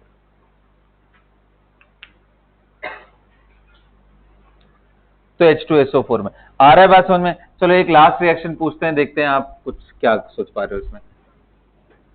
H2O2 को मैंने अगर Na3ASO3 ले लिया, क्या प्रोडक्ट बनेगा, यहां पे कौन सा स्टेट है देखो। लेकिन ये सब बच्चों आप तभी कर पाओगे जब ऑक्सीडेशन नंबर में एकदम क्लैरिटी हो, उसी में फंस करके उलझे रहोगे तो फिर आगे कहां बढ़ो, कहां जाएगा ये, बिल्कुल सही। तो क्या बन जाएगा ये, ASO4, वेरी गुड। अच्छा, अब दिमाग में यही क्यों आया +3 से सीधा +5, तो याद करो मैंने आपको समझाया है, नाइट्रोजन, फास्फोरस, आर्सेनिक, इनमें मैंने बताया है ऑड नंबर में ऑक्सीडेशन स्टेट्स होते हैं, +3 एंड +5 एक का डिफरेंस होता है। डी ब्लॉक में और इसमें यही तो डिफरेंस, डी ब्लॉक में ग्रेजुअल होता है, 1 2 3 4 सब होते हैं, और इसमें अगर 1 है तो फिर 3, फिर 3 के बाद 5, तो यहां से बेटा 3 से सीधा 5 लेके गया और खुद क्या बन गया, H2।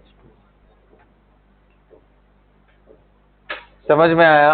अगर H2O2 ले लिया, Tin+2 ले लिया, Sn+2, और Sn+2 को कई बार SnCl2 के साथ रिएक्शन कराए, टिन क्लोराइड, क्या बन जाएगा बच्चों ये, SnCl4, और खुद क्या बन जाएगा, H2O। और ये जो कहानी है, अगर H2O2 ऐसा कर सकता है तो कितने लोग ये समझ रहे हो कि सर फिर तो KMnO4 तो पक्का ही कर सकता है ऐसा? बोलो। K2Cr2O7 भी ठीक ठाक तरीके से लेके जा सकता है, क्योंकि वो सब तो एक रिएक्शन ढंग से तैयार कर लो ना, तो ज्यादातर ऑक्सीडाइजिंग एजेंट से पहचानना आना चाहिए कि ऑक्सीडाइजिंग एजेंट है, उसके प्रोडक्ट्स आप प्रेडिक्ट कर सकते हो खुद से दिमाग लगा। कोई बहुत टफ काम नहीं है, बस एक बारी फोकस करके 8-10 रिड्यूसिंग एजेंट को पहचानना सीखना पड़ता है, जो मैंने आपको टूल्स दिए हैं उसके हेल्प से। वो एक बार दिमाग में क्लिक करने लग गया, फिर ये सब किसी चीज मतलब कुछ भी करो आप, इसमें यही आंसर आने वाला है। अब जैसे मैं एक क्वेश्चन कराता हूं, देखते हैं, will see if you guys can comprehend this. हाँ जी, इसका एज अ रिड्यूसिंग एजेंट भी करा दूं मैं, एक रिड्यूसिंग एजेंट भी करा देता हूं, उसके बाद करते। बोलो क्या हो? SnO2 बन सकता था, लेकिन यहाँ क्लोराइड के साथ है तो इसलिए क्लोराइड बन रहा है। कौन सा? नहीं बन, देखो पॉसिबिलिटी की बात नहीं है यहाँ पे। SnCl2 आया है, क्लोरीन से अटैच्ड है और ये कोवेलेंट मॉलिक्यूल है, तो यहाँ पे क्लोरो डेरिवेटिव बन जाएगा। वहां कुछ भी बनाओ, +4 में लेके जाओ, बस इतना ही है, ठीक है। सो H2O2 एज ऑक्सीडाइजिंग एजेंट बताया था ना, H2O2 as reducing agent. Very less reactions are known where H2O2 behaves as reducing agent, and as reducing agent where will it go? Understood है कि अभी ये -1 से ऑक्सीडाइज होके O2 बन रहा होगा, अभी भी N फैक्टर 2 ही आ रहा होगा, है ना बेटा? N फैक्टर 2 आ रहा है, और बस अब क्या चाहिए तुम्हें? ये रहा as a oxidising agent, reducing agent, sorry ये रिड्यूसिंग एजेंट की तरफ। अब एग्जांपल में जो मैंने बोला कि बहुत कम रिएक्शन है, उनमें कौन सा एक?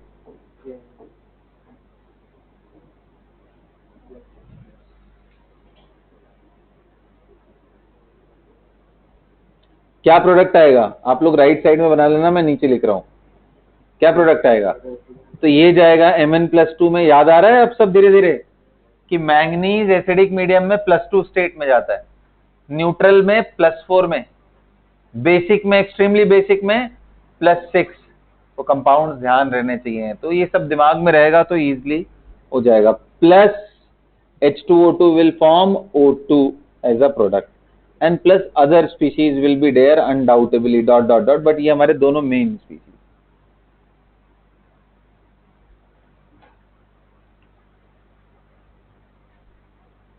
समझ गए? अब आपको मैं एक बात बताया था कि H2O2 एसिडिक मीडियम में अच्छा ऑक्सीडाइजिंग एजेंट है, तो H2O2 प्लस H++ आयरन 2+ करोगे ना, तो इसको +3 में लेके जाएगा, खुद H2O में चला जाएगा, इसको आयरन 3+ में लेके जाएगा। लेकिन यही इसका ठीक उल्टा कर लो, H2O2 और बेसिक मीडियम ले लो, तो इस बार ये आयरन 3+ को आयरन 2+ में लेके जा सकता है।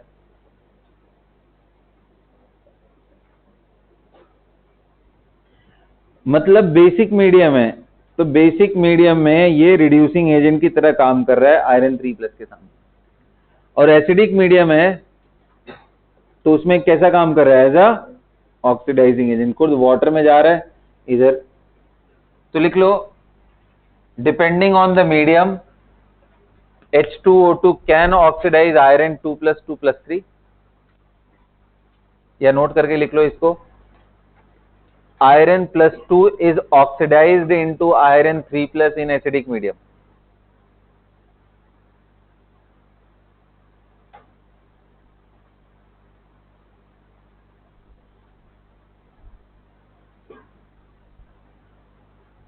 Whereas iron 3+ is reduced to iron 2+ in basic medium.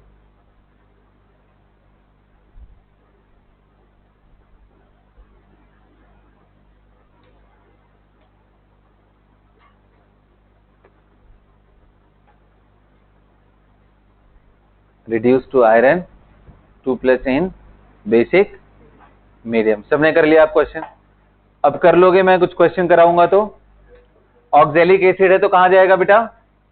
Already carbon +3 में, तो बचा ही क्या है उसकी जिंदगी में, +4 एक ही स्टेट तो है, बस वहां चला जाएगा ना। यूजुअली जाते नहीं हायर स्टेट में, बट उनसे पावरफुल लेके आ रहे हो तो चले ही जाएंगे। तो लिखो, एक क्वेश्चन लिखो।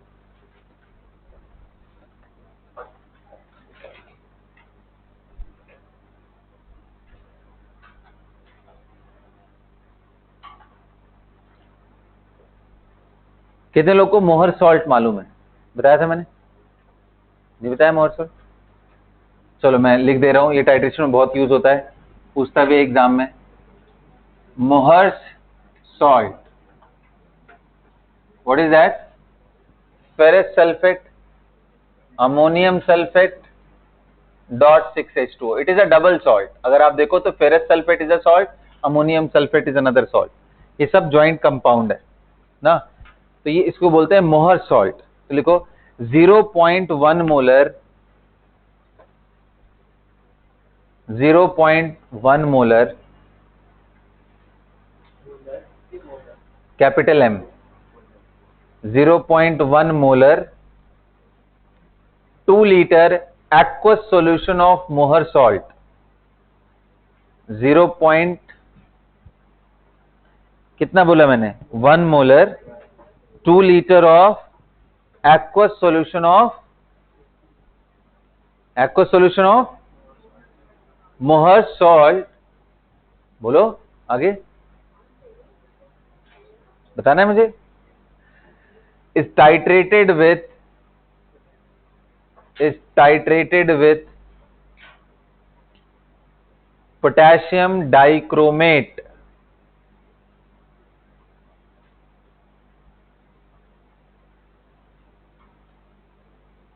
potassium dichromate। If the titration requires 500 ml of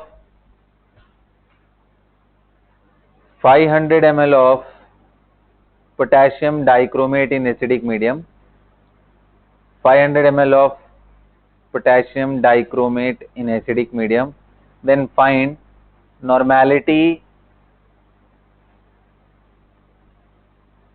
and molarity of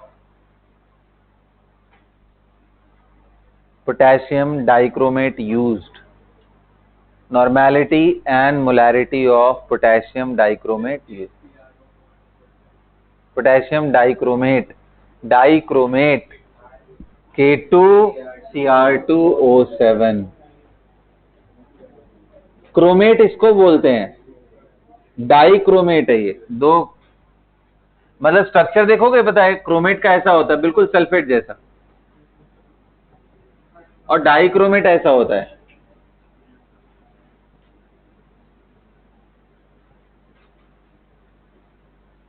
ये डाइक्रोमेट है।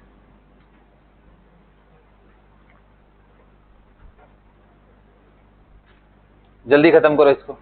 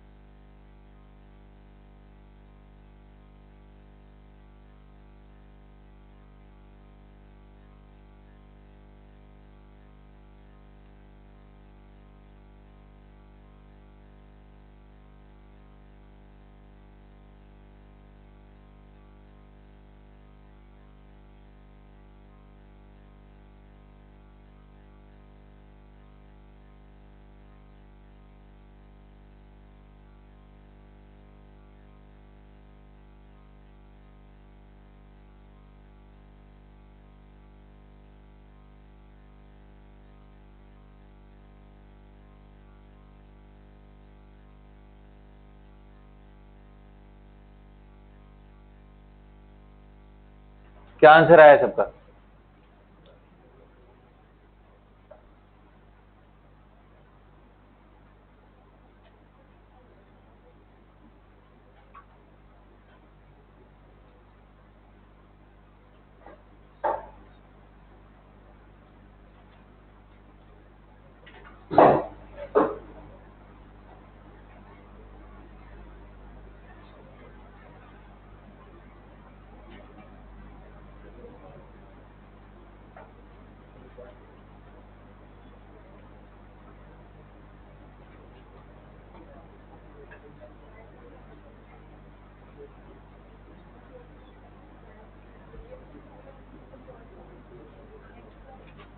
सब सुनाई दे रहा है मुझे, आज तुम क्या बोल रहे हो?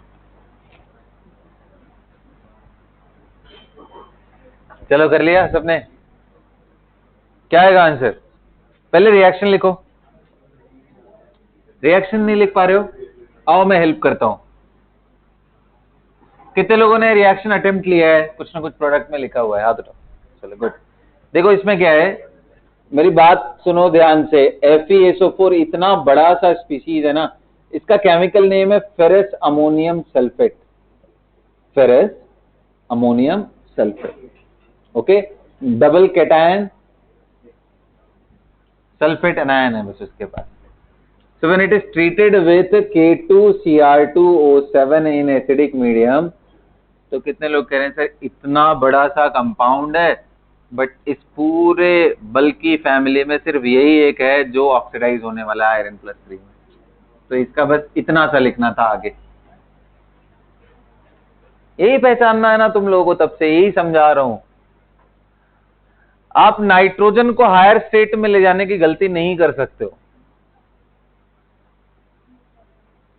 हाई इलेक्ट्रोनेगेटिव एटम है, वर्स्ट केस में जाएगा। अभी तो सेक्रीफाइस करने वाले बहुत सारे लोग हैं ना, तो पहले आयरन +2 आराम से चला जाएगा +3 में। और भाई ये कहां जाएगा आपको मालूम है, 6 से कहां जाने वाला है ये? बस इतना लिखते ही कहानी खत्म था, बाकी सब स्पीशीज से मतलब नहीं है हमें। अब तो हो जाएगा क्वेश्चन। दोनों का एन फैक्टर लिखो, फटाफट आंसर निकालो तो इसका, जल्दी करो।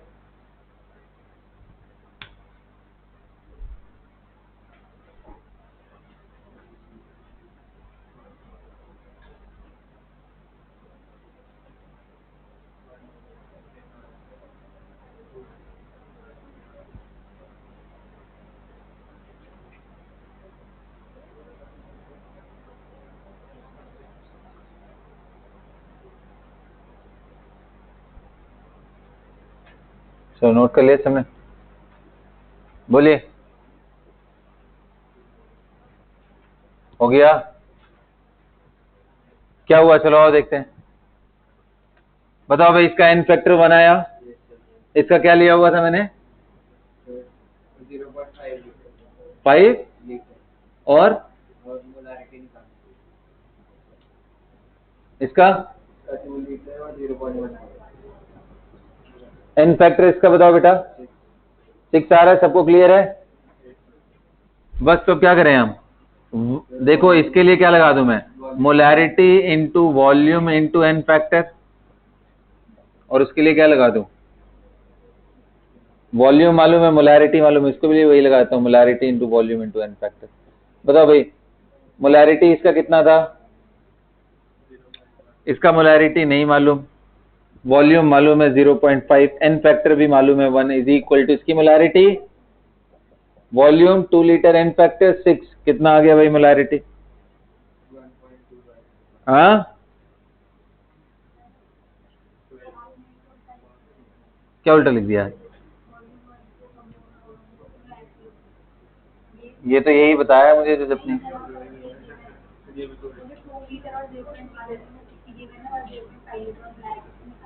इसकी निकालनी है,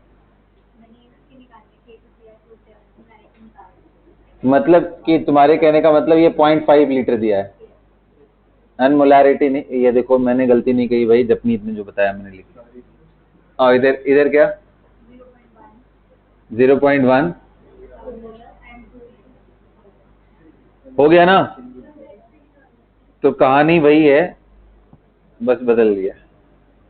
बताओ भाई 0.1 into volume 2 into n factor 1 है, इसका मोलैरिटी नहीं मालूम, वॉल्यूम मालूम है 0.5 और एन फैक्टर मालूम है 6। बताओ कितना हो गया बेटा?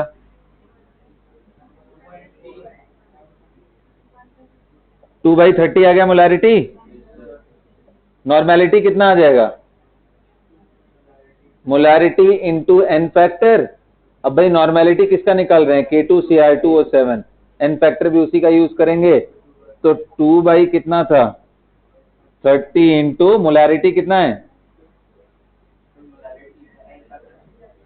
एन फैक्टर 6 है। हाँ, तो कितना आ गया भाई? 2/5 नॉर्मल। तो बच्चों आप कर लोगे ना ऐसे क्वेश्चन? बोलो।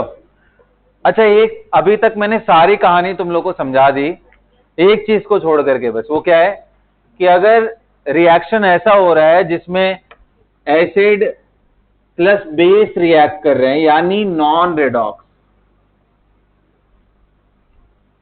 नॉन रेडॉक्स रिएक्शन के लिए एन फैक्टर कैसे निकालेंगे? क्योंकि इसमें तो सर कोई इलेक्ट्रॉन ट्रांसफर होता ही नहीं है, इसमें तो आपका सारा रूल ही खराब हो जाएगा। बोलो। तो यही लास्ट चीज है, और ये एकदम आसान है, पता है, इसमें कुछ भी दिमाग नहीं लगाना है। Salt plus water. अब देखो मैं इसमें समझाता हूं। For acids n factor is equal to number of H plus ion that it can donate. Example, HCl है तो एन फैक्टर कितना होगा? 1। H2SO4 है तो एन फैक्टर कितना होगा भाई? 2। H3PO4 है तो एन फैक्टर कितना होगा? 3। H3PO3 है तो एन फैक्टर कितना होगा? 2। भाई इसका आपको आई होप स्ट्रक्चर ध्यान होगा, क्यों मैं बोल रहा हूं 2 जबकि 3 हाइड्रोजन है, क्योंकि एक पीएच लिंक है। ये मैंने पहले भी बताया आपको, याद आ रहा है? तो एसिड्स के लिए एन फैक्टर ये, सिमिलरली बेस के लिए n factor is equal to number of OH minus that it can donate. It can donate. अगर लुईस बेस है तो लोन पेयर जो दे सकता है, कितने लोन पेयर दे सकता है, वो लुईस बेस का एन फैक्टर हो जाएगा। एग्जाम्पल के लिए NaOH के लिए कितना होगा भाई एन फैक्टर? 1। कैल्शियम हाइड्रोक्साइड के लिए एन फैक्टर कितना होगा? 2। अब आता है बात किसका बेटा? सॉल्ट का। ये बहुत आसान है, ध्यान से देखो, ये पहले पढ़ाया हुआ है, बस यहां रिवाइज करा रहा हूं। तुम पढ़ाया है ना जी कंसंट्रेशन टर्म में? तो Na2SO4 में 2Na प्लस सल्फेट आयन, तो कितना चार्ज है भाई? पॉजिटिव। तो total positive charge on cation. Salt के लिए क्या देखते हैं? Total positive charge on cation. बताओ Al2SO4 होल थ्राइस में कितना हो जाएगा N factor? Al2SO4 whole thrice में कितना है बताओ? 2Al3 प्लस है ना? अरे वो तो एल्यूमिनियम सल्फेट क्या होता है? You can break it down into 2Al3 plus sulphate ion कितना? 3। टोटल पॉजिटिव चार्ज कितना हुआ? 2 इंटू 3 6। तो इसका एन फैक्टर कितना आएगा? अरे आ गया बात समझ में? चलो मुझे मोहर सॉल्ट का बता दो। बताओ, अगर वो नॉन रेडॉक्स में पार्टिसिपेट करता, ये रेडॉक्स में कर रहा है तो हम ऑक्सीडेशन नंबर वाले मेथड से निकालेंगे। नॉन रेडॉक्स रिएक्शन में अगर ये पार्टिसिपेट कर रहा है तो उसमें इलेक्ट्रॉन होता ही नहीं है। ऐसे केस में हम कैसे करें? तो बोलते हैं अगर एसिड है तो H प्लस देखो, बेस है तो OH माइनस देखो, सॉल्ट है तो total positive charge on cationic. इसका बताओ, जल्दी बताओ।